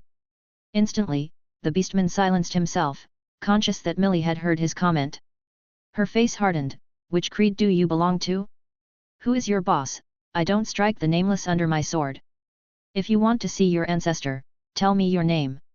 At her words, there was a stunned silence. Why was there such a rogue vibe from the bunny? This rabbit, why is she so assertive? Cough cough, I didn't say anything, I just want to ask how much these weapons are. A beastman changed his tone and asked the price. Millie glanced at him, then declared loudly, "Not for sale." "Not for sale? Weren't you shouting about selling these just now? If you're not selling, why did you bring them here?" A beastman asked loudly. "You're right, I'm not selling, we're trading for pelts, food, we need it all." Hearing this, the beastman began to buzz with discussion. The noise and gathering here started to spread. More and more beastmen gathered, even those at the booths were looking curiously in their direction. "Really? You're willing to trade weapons for pelts?" Another beastman asked. "You're not going to trick us, are you? Be careful, we can break your neck if you go back on your word. Beastmen aren't like humans. Moreover, most beastmen had sturdy bodies that could bear the cold winter with just a few pelts. 1009. They primarily hunt and keep livestock, they seldom plant crops. Every tribe had a vast amount of pelts. Therefore, pelts weren't valuable here. Moreover, most beastmen had sturdy bodies that could bear the cold winter with just a few pelts. For these reasons, pelts at this time were hard to sell, barely anyone wanted them. In addition, every winter was the most chaotic time for the tribes. Those with insufficient food reserves would launch attacks on other tribes. At this time, weapons and armor were in high demand. Hearing the noise, a booth owner brought pelts that were difficult to sell and ran over. He asked loudly, "I have pelts, how do I trade?" Millie held up her 5 slender fingers and shouted, "1 for 5. Okay, I have more than 100 here, trade 2 with me." The beastman threw the bundle of pelts forward. Ah! Looking at the trade goods on the ground, Millie was stunned. Chapter 667. The stall owner's expression changed immediately. "What you just said, why are you going back on your word?" Millie turned her head to look at Domina, who was still concentratedly repairing her spider leg. "Trade, like this, you are the first one to trade, I will give you an extra one," Millie said, picking up 3 single-handed battle knives and threw them to the other party. The latter received them and began to carefully inspect them. "It's a single-handed war knife." The blade was sharp, with a touch it could cut the finger. The back of the blade was wide and thick, giving a substantial feeling when swung. The hilt was wrapped with fine beastskin ropes to prevent it from slipping off during a swing. "Good knife, good knife." The orc waved it around while singing praises. People around him kept their distance. But they also noticed that the quality of the war knife was quite good. If ranked, it was probably already at the green level, or even blue level. The surrounding orcs also gathered around. "How is it? How is the quality of this knife?" someone asked curiously. The orc put away the 3 knives with a happy face. "It's a good knife, and the weight is ideal, not as light as previous human weapons." "Hey? Such a good item, should you trade your fur for it?" The orc leaned in slightly, lowered his voice and said, "I feel this rabbit is a bit simple, actually transporting human weapons from such a far place just to exchange for fur, don't you think it's simple?" Hum. Nearby, all the orcs nodded in agreement. Subsequently, even more people crowded towards the position of the carriage. "These knives and swords, are you all here to trade?" Another orc shouted loudly. "Trade, there is also armor, plate armor, helmets, all for exchange." Millie answered loudly, her small face turning red. 10. I will trade 2 swords." In an instant, everyone rushed forward, shouting loudly, for fear of being late and the items being snapped up by others. Suddenly, chaos ensued. Domina began to arrange for people to maintain order and started to arrange for exchanges in an orderly queue. Not far away, an orc with a runny nose said to his companion, "This rabbit is so silly, exchanging equipment for fur, is her brain not so good? It's obvious she's not smart, the sillier she is, the better, so we can exchange these weapons." His companion pulled at the trousers stuck in his butt and continued, "You keep an eye on it, I'm going back to inform the clan leader, then bring all the fur over, and trade weapons with this silly rabbit. Hurry up, even those in the warehouse that already have mold, bring it over, maybe this rabbit would want it too." "All right." The orc did not hesitate, turning his head and running in the direction of his tribe. Similarly, there were quite a few other people who went back to their tribes to inform them. Orc rules are survival of the fittest. If nearby tribes are trading weapons, you don't want to trade, you're just a lamb waiting to be eaten. Therefore, whether active or passive, they all started to trade. Other than fur, some people also brought their domestic livestock for trade. Anyway, the gains were beyond Millie and the others' expectations. The same thing happened in every affiliated town. Fang Hao was building a large row of warehouses at his territory. These warehouses were used by him to store weapons and equipment. They were used for daily sales in the Channel and Trade Alliance. This time, the Bone Dragon brought a large amount of equipment and distributed them to various cities. To trade for food, fur, cotton, and other items needed in winter with the original inhabitants. Once winter comes, there will be many refugees and bandits. All the local villages and towns were forming temporary armed forces. So, these things were selling well everywhere.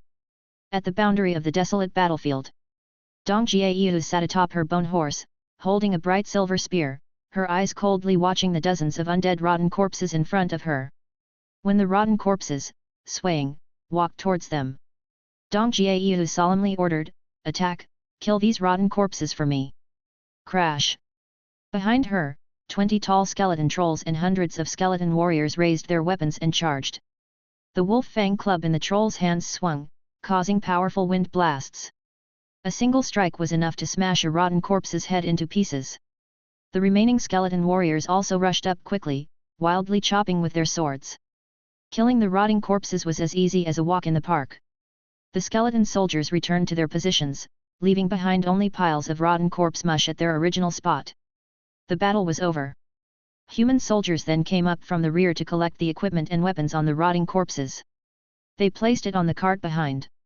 Dong Jiayu sat on her horse, constantly gazing into the distance. "Damn it, where are these original native villages? Where do I go to find people to exchange goods?" According to Fang Hao's request, Dong Jiayu, along the edge of the desolate battlefield, was searching for the villages of the original inhabitants. But after searching for 2 days, not a single village of living creatures was seen, only bizarre creatures emerged endlessly. After these 2 days, she was basically cleaning up these strange monsters. Moreover, she consolidated the nearby transmigrant cities. At present, there were already more than 10 people under her command. You could say she was the lord with the most people under Fang Hao. After cleaning the battlefield, Dong Jiayu waved her long spear and continued to say, "Continue along the road." Crash! The skeletons walked in neat steps, following behind Dong Jiayu.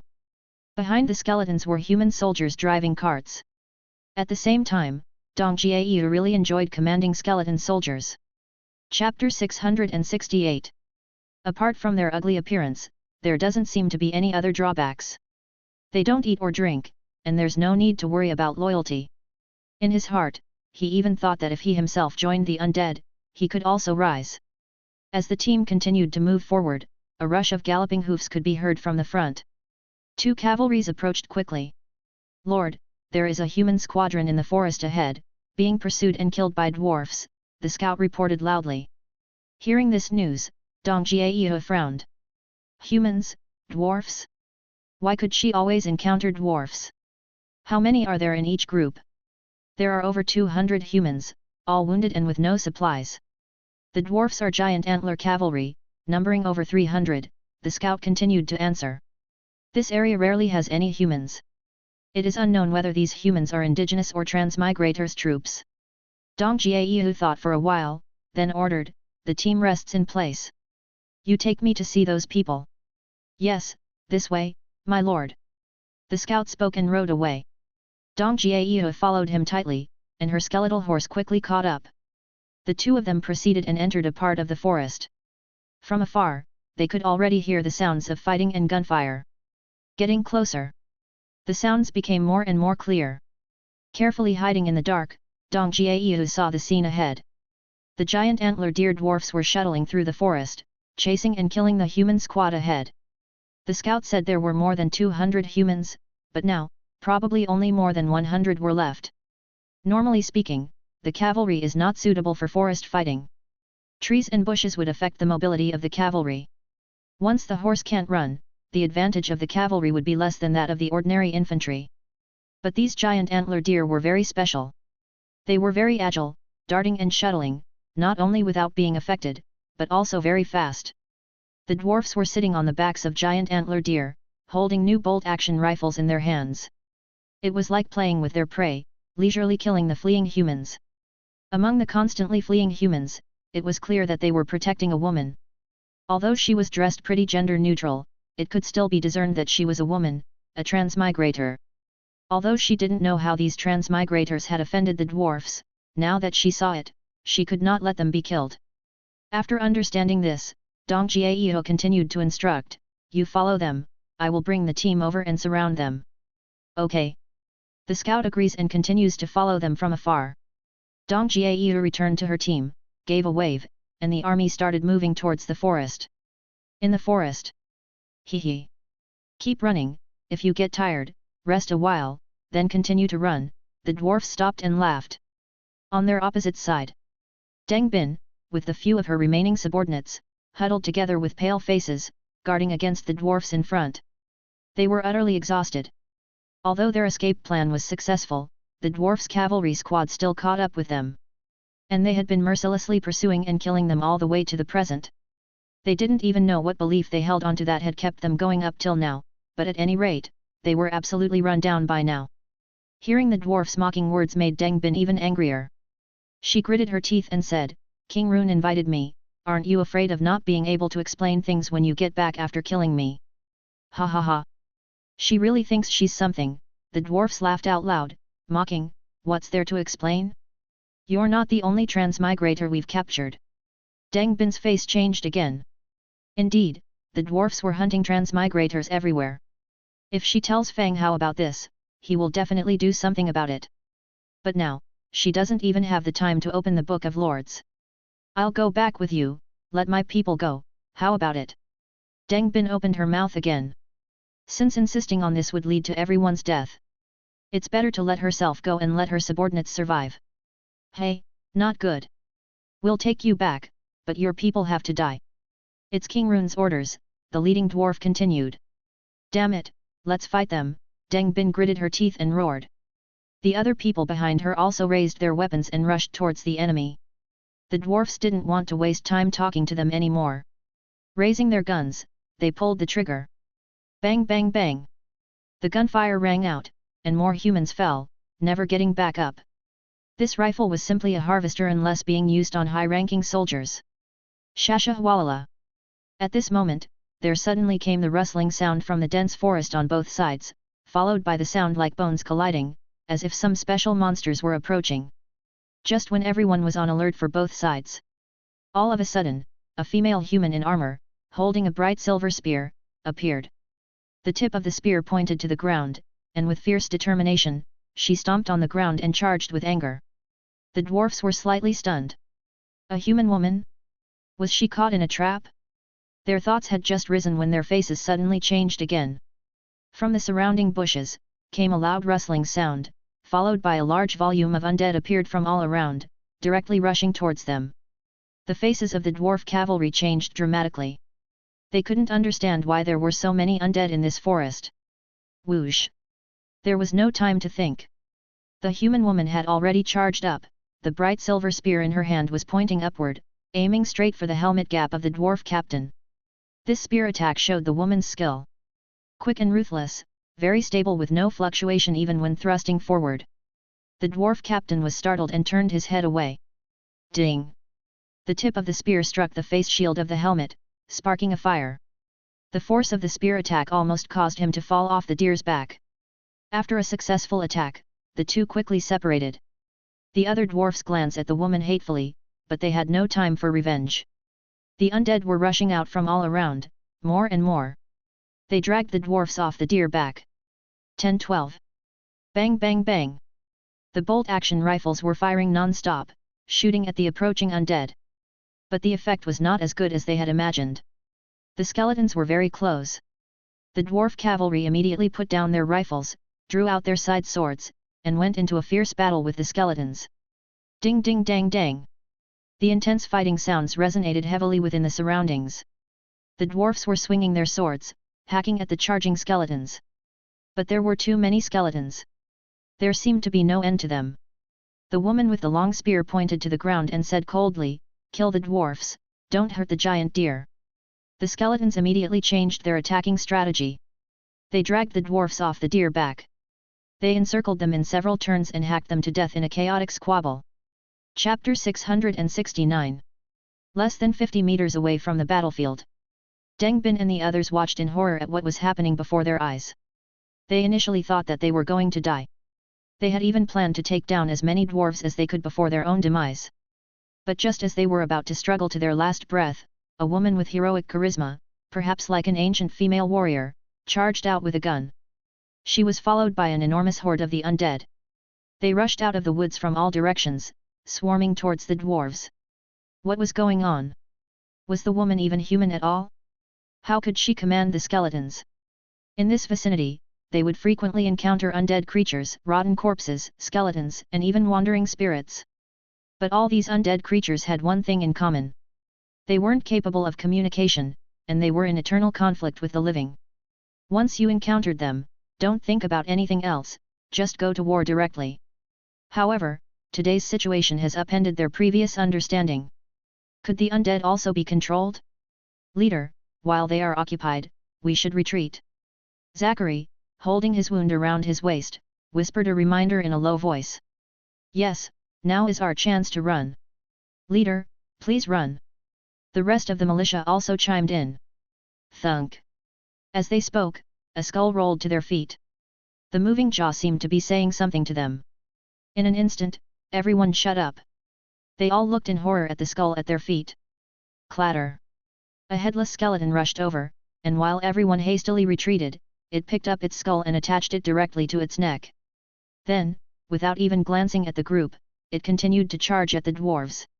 It seemed like the undead really didn't bear any hostility towards them. Leader, now is our chance to escape. Once the skeleton had left, Zachary spoke again. But Deng Bin stared intently at the scene unfold in front of them, caught in a dilemma of whether to take advantage of the chaos and leave now or wait till it's finished and negotiate with the gun-wielding woman. As he continuously analyzed the pros and cons in his head, he finally bit the bullet and said, "They don't mean us any harm, as long we don't do anything stupid, just stay here and don't move." What? Leader, but... Clatter. Another skeleton hobbled over, picked up its thigh bone from its right side and left. This doesn't seem safe. Deng Bin took a deep breath. Just listen to me. If we run, we'll have a tough winter ahead.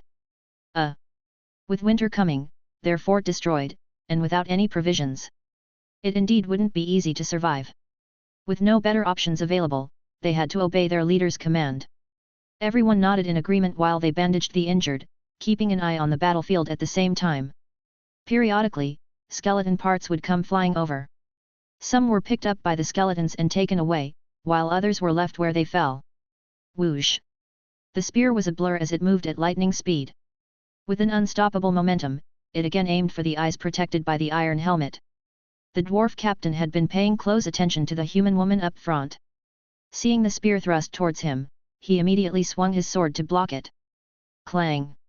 The sound of iron clashing rang out loudly. The two engaged in a fierce altercation, and then quickly put some distance between each other. The dwarf captain questioned in a cold voice, "What do you think you're doing interfering in our business? Are you trying to declare war on Eight Peaks Mountain?" With her right hand tightly clenched around the spear, Dong Jiayu's hand shook incessantly. The clash just now almost shattered her grip, and she was astonished by the dwarf captain's strength. However, she maintained a cold smile on her face. "Eight Peaks Mountain? I don't care about how many peaks you have, if you're after humans, that's unacceptable." "Humph, you're asking for death." The dwarf captain roared angrily. With a flick of the reins in his hand, the stag he was mounted on charged towards Dong Jiayu. By now, he had also assessed the situation. Given the number of skeletons around, his side didn't stand a chance of winning. The only opportunity left was to kill the woman in front of him. It appeared as if all these skeletons were obeying her orders, and things would become easier once she was dead. As the dwarf captain on his stag advanced, Dong Jiayu's fighting spirit surged. "Let me teach you a lesson today." The spear's cold light came first. Then, it burst out like a net of nails. Dong Jiayu paced about steadily, continually thrusting her spear, directly aiming at vulnerable areas such as the eyes and the gaps in the armor around the jaw. Her fierce offense instantly held back the charging dwarf who, while controlling the stag, could only parry and retreat. The twigs and fallen leaves underfoot crunched under the stag's hooves. She forcefully pushed the dwarf captain back to his initial position. About to meet a bewildering surprise, the dwarf captain thought to himself. By sheer power and ability, he was definitely much stronger than this woman. However, her spear technique was too formidable. She had a reach advantage and kept targeting his vital areas. He was the one on the back foot now. As he watched, one by one, his fellow dwarves fall at the hands of the skeletons, he realized they wouldn't survive much longer at this rate. A flash of resolute and ruthless determination crossed his eyes.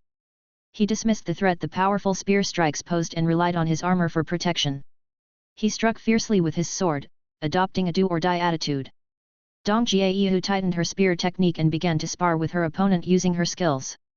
Unbeknownst to her, several dents had formed on the armor of the dwarf captain. The inability to kill Dong Jiao made the dwarf captain increasingly anxious. He saw that while mounted on the stag, he was unable to kill the enemy. He slightly bent his knees, strongly stood on the stirrups, and the massive stag buckled under the sudden application of weight. The dwarf captain's body was already in mid-air. His sword traced a semicircular arc in the sky and he swung it downward with all his might. A frown crept onto Dong Jiao's forehead. Knowing her strength was no match for the dwarf's, and facing his full force strike, she immediately stepped back to avoid it. Chapter 670. Whoosh! The swing of a blade split the air, causing a massive gust and rustling of vegetation. Despite his first attack being ineffective, the dwarf charged again. Dong Jiao seemed to not want to entangle with him, turned and dashed towards the area filled with skeletons. Seeing his opponent fleeing in fear, the dwarf sped up. Die, you dog! The dwarf captain roared loudly, his hand already charged up, and swung his blade towards the woman's back. Dong Jiao tilted her head slightly, looking at the screaming enemy. In her mind, she was calculating the distance between them. Now is the time. A cold gleam shone in her eyes. The long spear in her hand swirled around her waist, gathering strength, revolving once, and with a whoosh. The gust it created seemed to precede its movement. Squelch! The sound of the spear puncturing flesh echoed as it relentlessly pierced through the mouth of the dwarf captain. The man seemed to be suspended on the tip of the spear.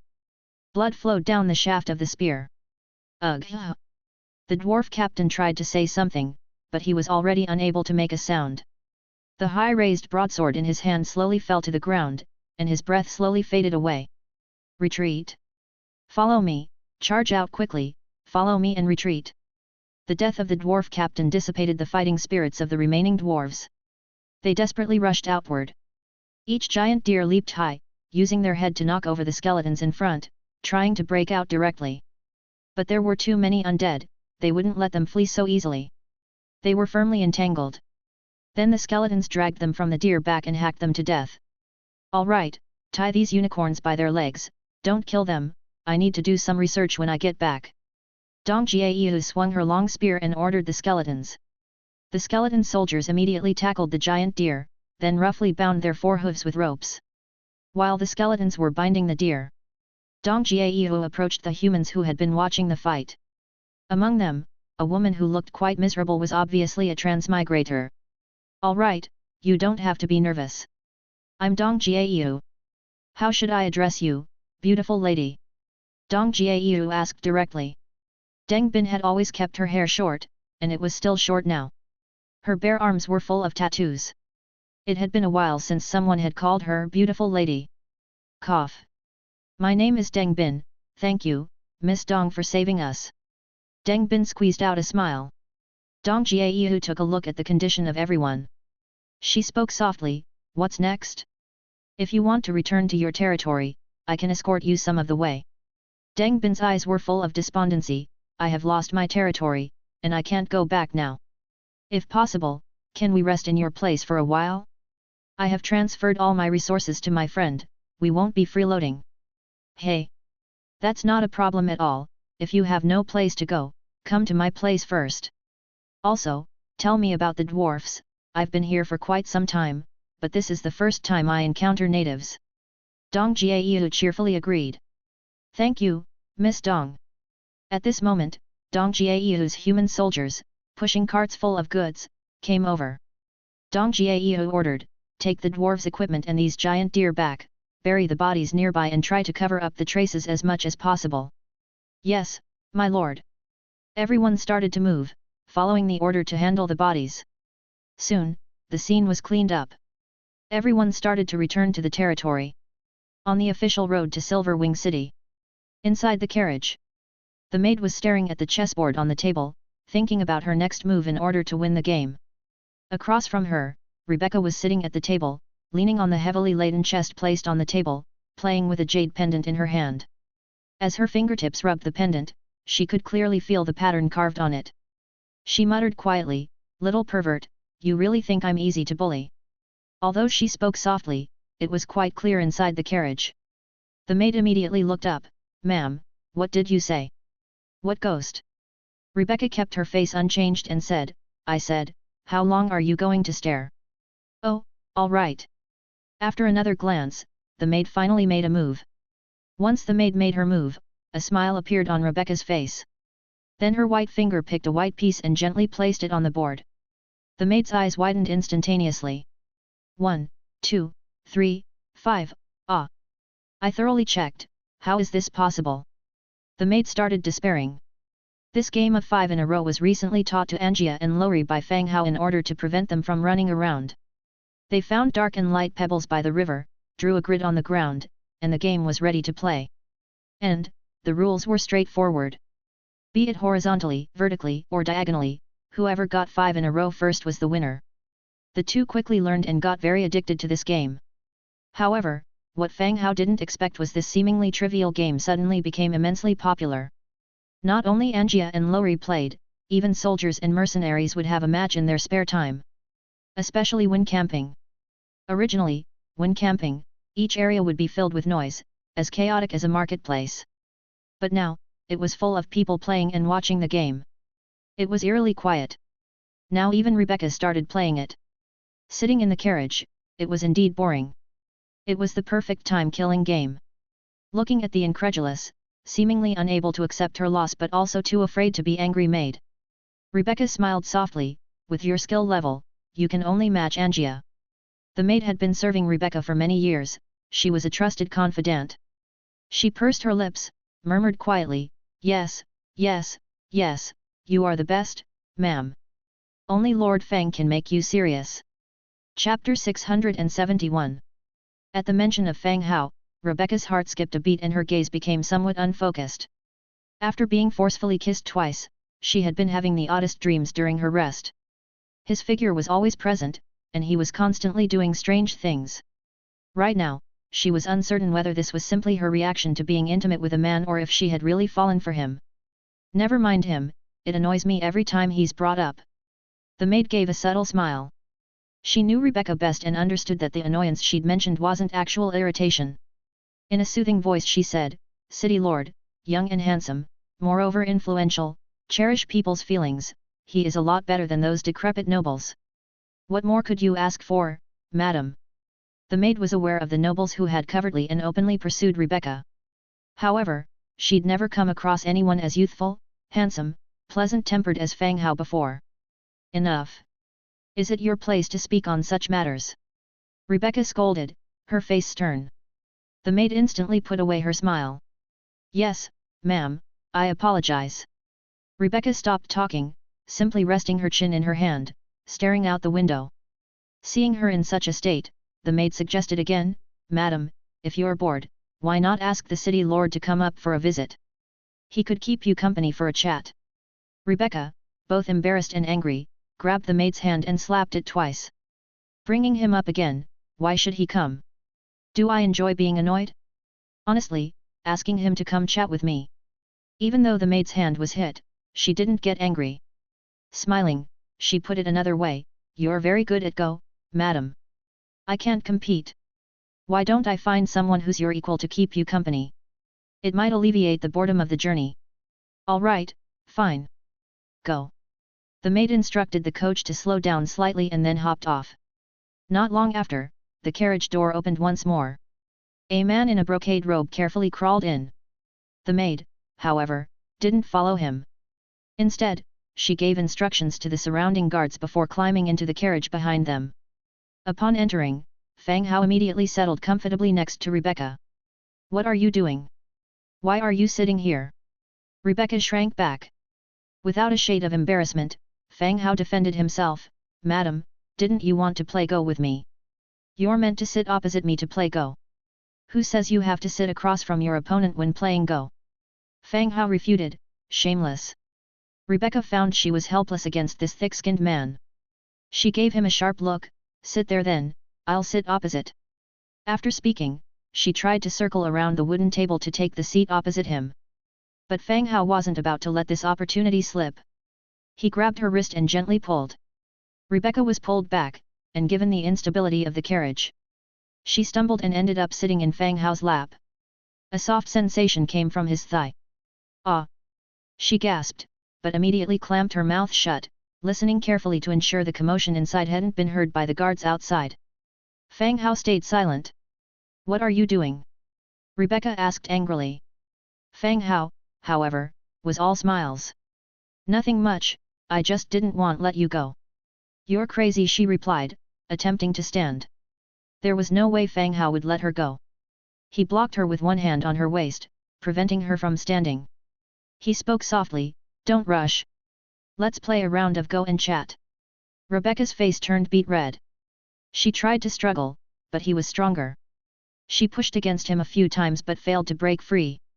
On the contrary, Fang Hao quite enjoyed the feeling of Rebecca struggling in his lap. Seeing she was unable to free herself, Rebecca had no choice but to sit quietly in his lap. Face flushed, she said softly, no funny business, or I won't talk to you ever again. Sure, let's just play go and chat. So saying, he picked up a piece and placed it in the center of the board. Rebecca realized she had no other option, so she resigned herself to the situation. She felt no discomfort. Plus, she had a soft cushion to sit on, which mitigated the bumpiness of the carriage. What did she have to concern herself with? She glanced at the board and placed her own piece. The skill level of both players turned out to be quite similar. Each had to observe the board carefully before placing their next piece. After placing another piece, Rebecca started in a soft voice, in a few days, we'll arrive at Silverwing City. The conniving and conspiring among the nobility is the most tiresome. At that time, listen to me, tell me whenever you receive any invitations. If you can avoid attending any event, don't go. Save yourself the annoyance. Understood, I really don't want to get involved in all that, said Fang Hao, placing his piece. Although he had not interacted with any nobles before, he had seen enough of their intriguing and scheming in television dramas. He indeed had no desire to get involved. The best outcome would be to finish this calm journey and then he could return to his territory to reside in peace. Mentioning the nobility, Rebecca seemed lost in thought. The blush of her face faded away and the showing off had disappeared, revealing a hint of fatigue. In a low voice, she said. Ah. Actually, being the city lord's wife isn't as glamorous as it appears. Every year, recruitment of soldiers in the city becomes more difficult. All the nobles have their own agendas. The Federation Conference is still looking for reasons to force me out of this current position. If the old city lord were still here, things wouldn't be so complicated. Nobody would dare challenge his decisions. Fang Hao also knew of these matters in some detail. Even though she is the inheritor of Lyss City, the people in the city all had their own intentions.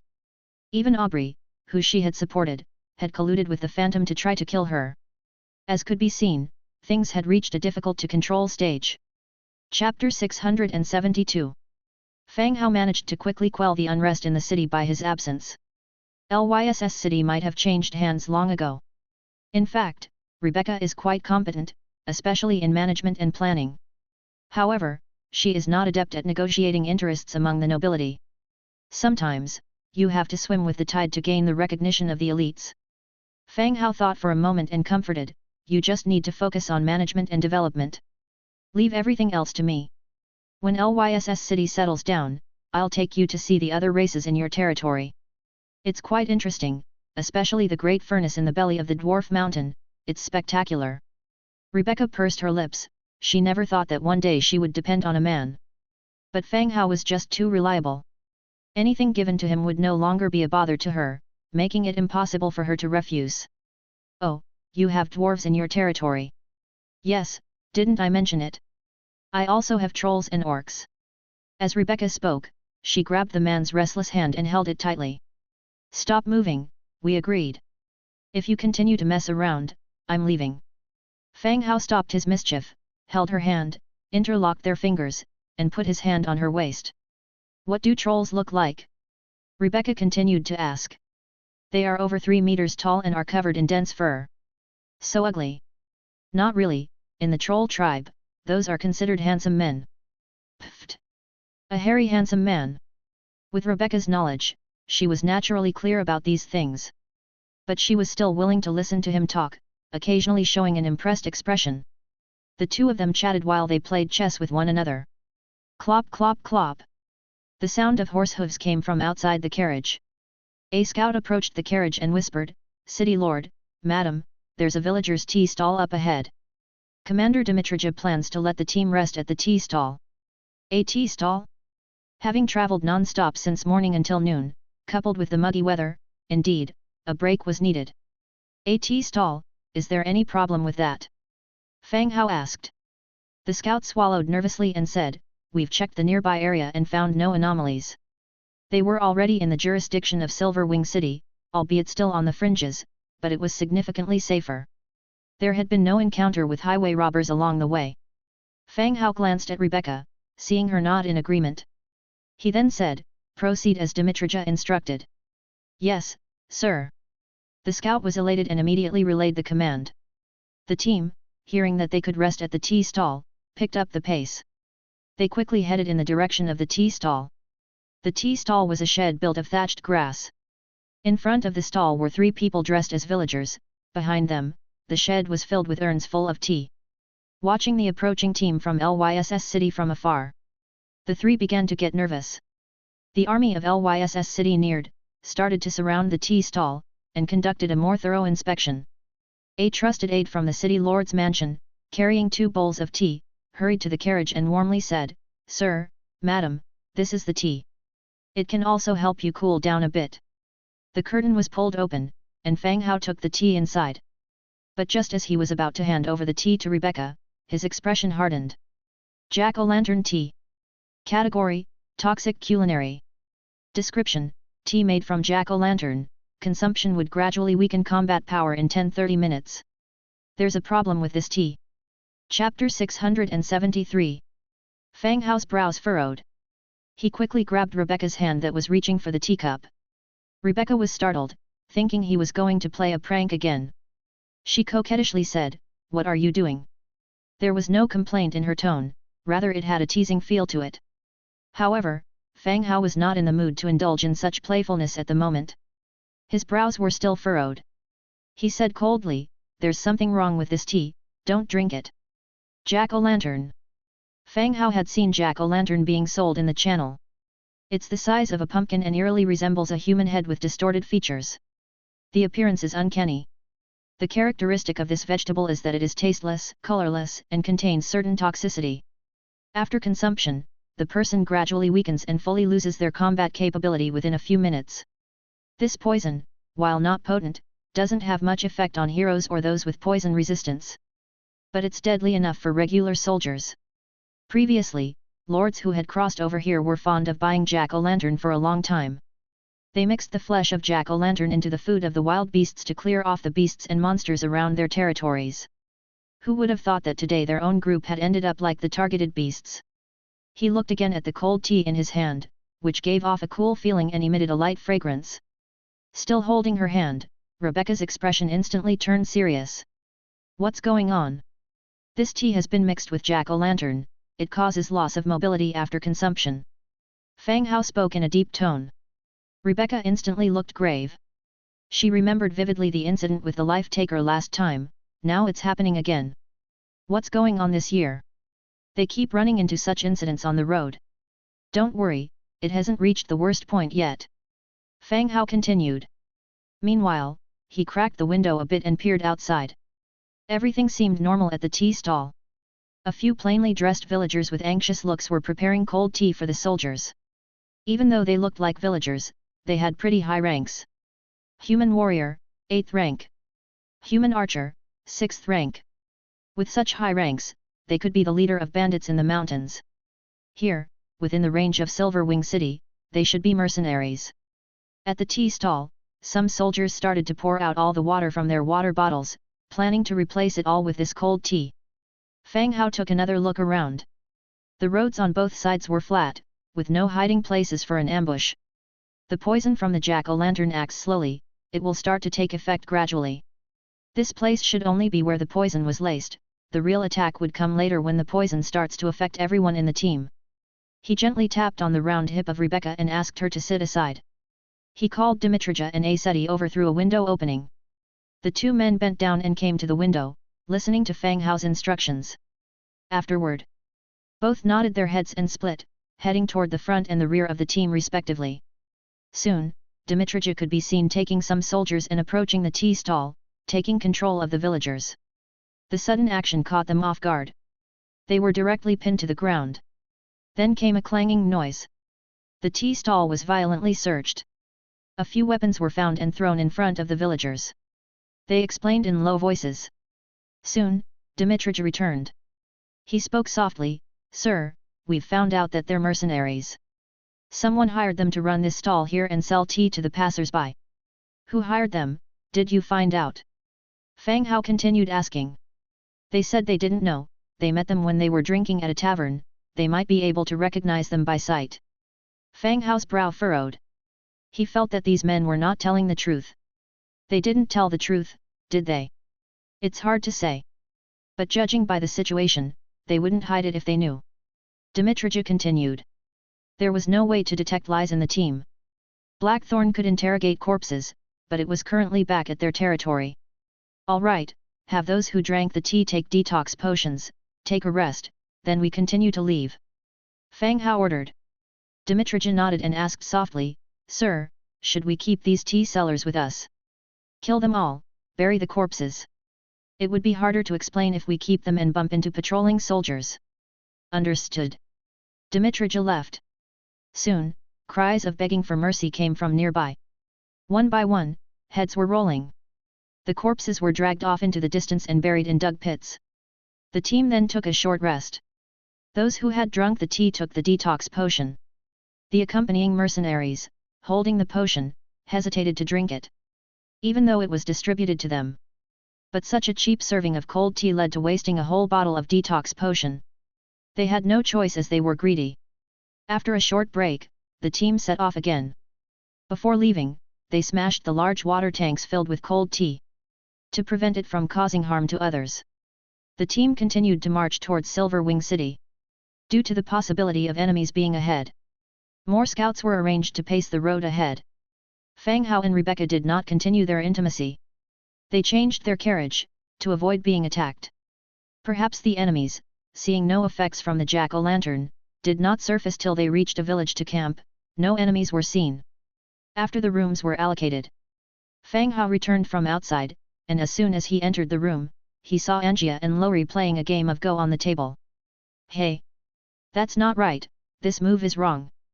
Lori touched the piece he had just placed, wanting to take it back. Chapter 674.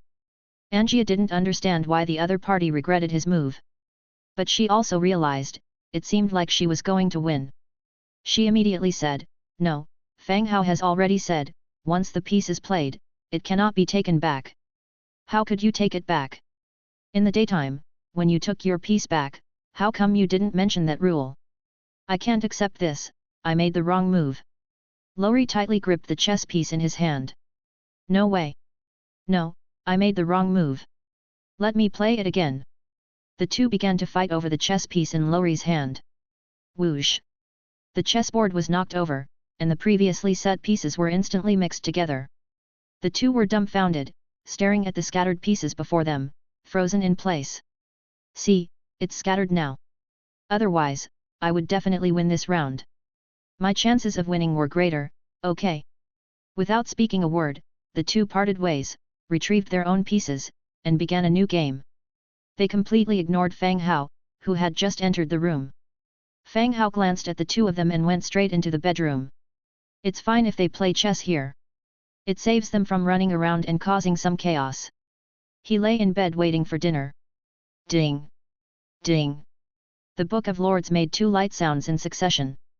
Fang Hao sat up and took a look. It was messages from Dong Jiayu and Deng Bin. They had both sent him private messages at the same time. He opened Dong Jiayu's message to look first. "Brother Hao, are you there?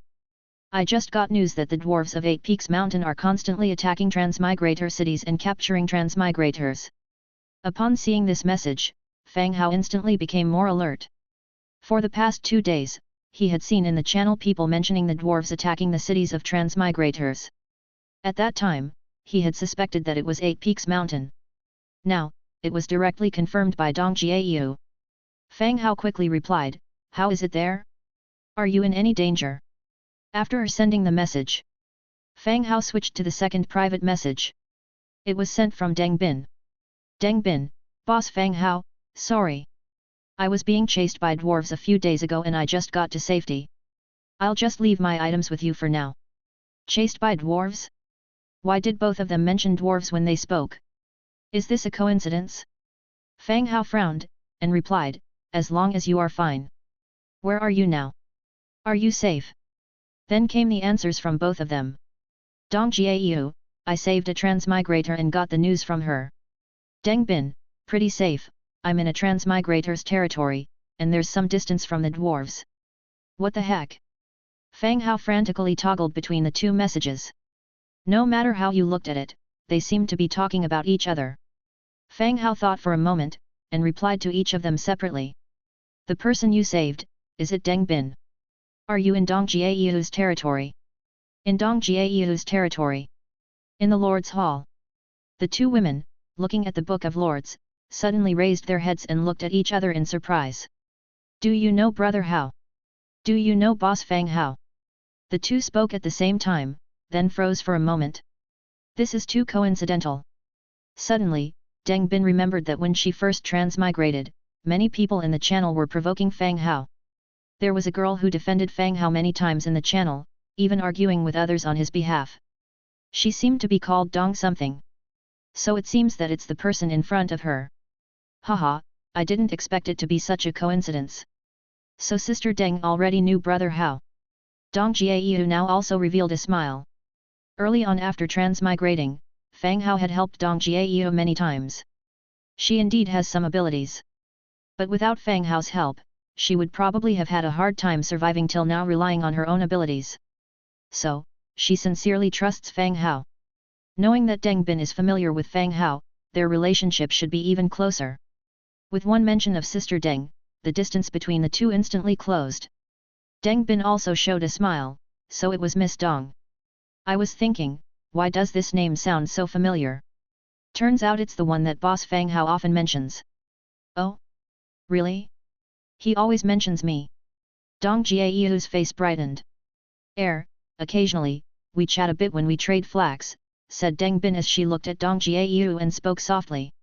Dong Jiayu smiled more brightly and looked at the Book of Lords again. She said, Sister Deng, you should stay here for now. Brother Hao has already said that we should rally the troops to attack Eight Peaks Mountain and take back your territory.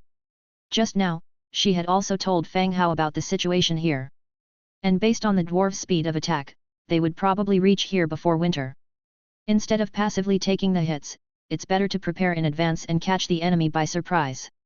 So, Fang Hao told Dong Jiayu to prepare for a preemptive attack as soon as possible, the sooner the better. It would be best to launch a direct attack with the undead army while the dwarves were splitting their forces to assault various transmigrator locations. Attack? The dwarves have a large number of cannons and rifles, these. Deng Bin's face became much more solemn. She had personally experienced a battle against the dwarves. Even though her 3,000 plus people, even within the channel, were considered a pretty good development for a lord. But facing the machines of the dwarves was as pathetic as a baby facing a boxing champion. Under the shelling and bullets, her people were so frail. Even the heroes that the lords were eagerly looking forward to, were likely unable to withstand the power of cannons. Haha, don't worry, Sister Deng. Just get some rest and heal your injuries here. When it's time to set off, I will notify you. There shouldn't be any problems dealing with these dwarves, Dong Jiayu said with an easy smile. Seeing her so confident, Deng Bin didn't know what else to say. She could only nod, all right, they have several kinds of cannons. We must be careful. Chapter 675. Yes, someone, take Sister Deng to rest. Dong Jiayu spoke softly. A servant came in from the side. He led Deng Bin away. After Deng Bin left, Dong Jiayu continued to chat with Fang Hao through the Book of Lords. Then, she said, please call Black Sword to come here. Yes, my lord. Not long after, accompanied by the sound of clashing armor, a skeletal hero wearing metal armor and a black iron sword around his waist walked in. Miss Dong, you called for me. Black Sword, as well as Heavy Arrow who is stationed here, they are originally heroes of Fang Hao. Although they are assisting Dong Jiayu with defense, they are not exactly subordinate. There is no need for them to use respectful terms like my lord either. On the contrary, because Dong Jiayu herself needs to rely on these heroes and skeleton soldiers, she has to be more courteous to them. Black Sword, the dwarfs in the west are attacking various cities. The bombardment will soon spread here. After discussing with Brother Hao, he asked us to be ready and to take the initiative attacking 8 Peaks Mountain. Dong Jiayu said. Black Sword sat down on the side. Okay, understood, we will naturally act according to the Lord's orders. Yes, Black Sword, now I need you to accompany me to the blood-stained mountain range to check on the situation with the dwarfs. Dong Jiayu got up and walked out. Black Sword nodded and followed behind. The two of them climbed onto the bone dragon outside the door. The bone dragon soared into the sky. The whistling wind in their ears, through the clouds, they could see the city that was the size of a matchbox below. They flew toward the direction of the blood-stained mountain range. Blood-stained mountain range. Lysis City. The bone dragon descended from the sky, stirring up a cloud of dust. The appearance of the bone dragon caused quite a chaos. Dwarf guards ran over quickly with their weapons, loudly demanding the people on the bone dragon to come down. But they also know. The visitors were probably the subordinates of the Lord since the bone dragon did not attack them. Dong Jiayu and Black Sword jumped down from the back of the bone dragon. Their eyes swept over the dwarfs who were wielding hand crossbows and old-style firearms. She asked softly, "Where is Belarga?" A leading guard, dispersing the surrounding dust, asked sternly, "Who are you?" His tone was not very friendly when he spoke. Dong Jiayu knitted her brows, and replied bluntly, "I've brought Lord Fang Hao's latest command, ask Belarga to see me." Ah, this. When she brought up Fang Hao, the dwarfs naturally didn't dare to obstruct her. The captain of the dwarfs said immediately, "Go and call Lord Belarga over." One dwarf ran waddling toward the city's outskirts, heading in the direction of the large furnace. Soon after, inside the city lord's office, decorated in an industrial style, Dong Jiayu saw Belarga, who was bare-chested, his body greasy, and his greyish-white beard thick. Upon entering, Belarga, looking impatient, swept a glance at the hall. His voice was rough, "Where is the Lord? Who said the Lord was coming?" Dong Jiayu stood up and said, "Mr. Belarga, long time no see, I came here on behalf of Lord Fang Hao." Belarga looked at the human woman in front of him, glanced at Black Sword who was silent at the side. He slapped his forehead, and suddenly realized, "Oh, Miss Dong, you see, my head is full of blacksmithing, I almost didn't remember." Having said that, he sat down and looked at Dong Jiayu. "Miss Dong, just say what you have to say, I have no time to waste here." Dong Jiayu didn't take offense. She spoke directly, "Lord Fang Hao plans to go to war with 8 Peaks Mountain. I'm not sure if you are interested in this. If not, you can continue being busy, we won't disturb you." "Going to war with 8 Peaks Mountain?" Belarga's brows immediately furrowed, his eyes filled with astonishment.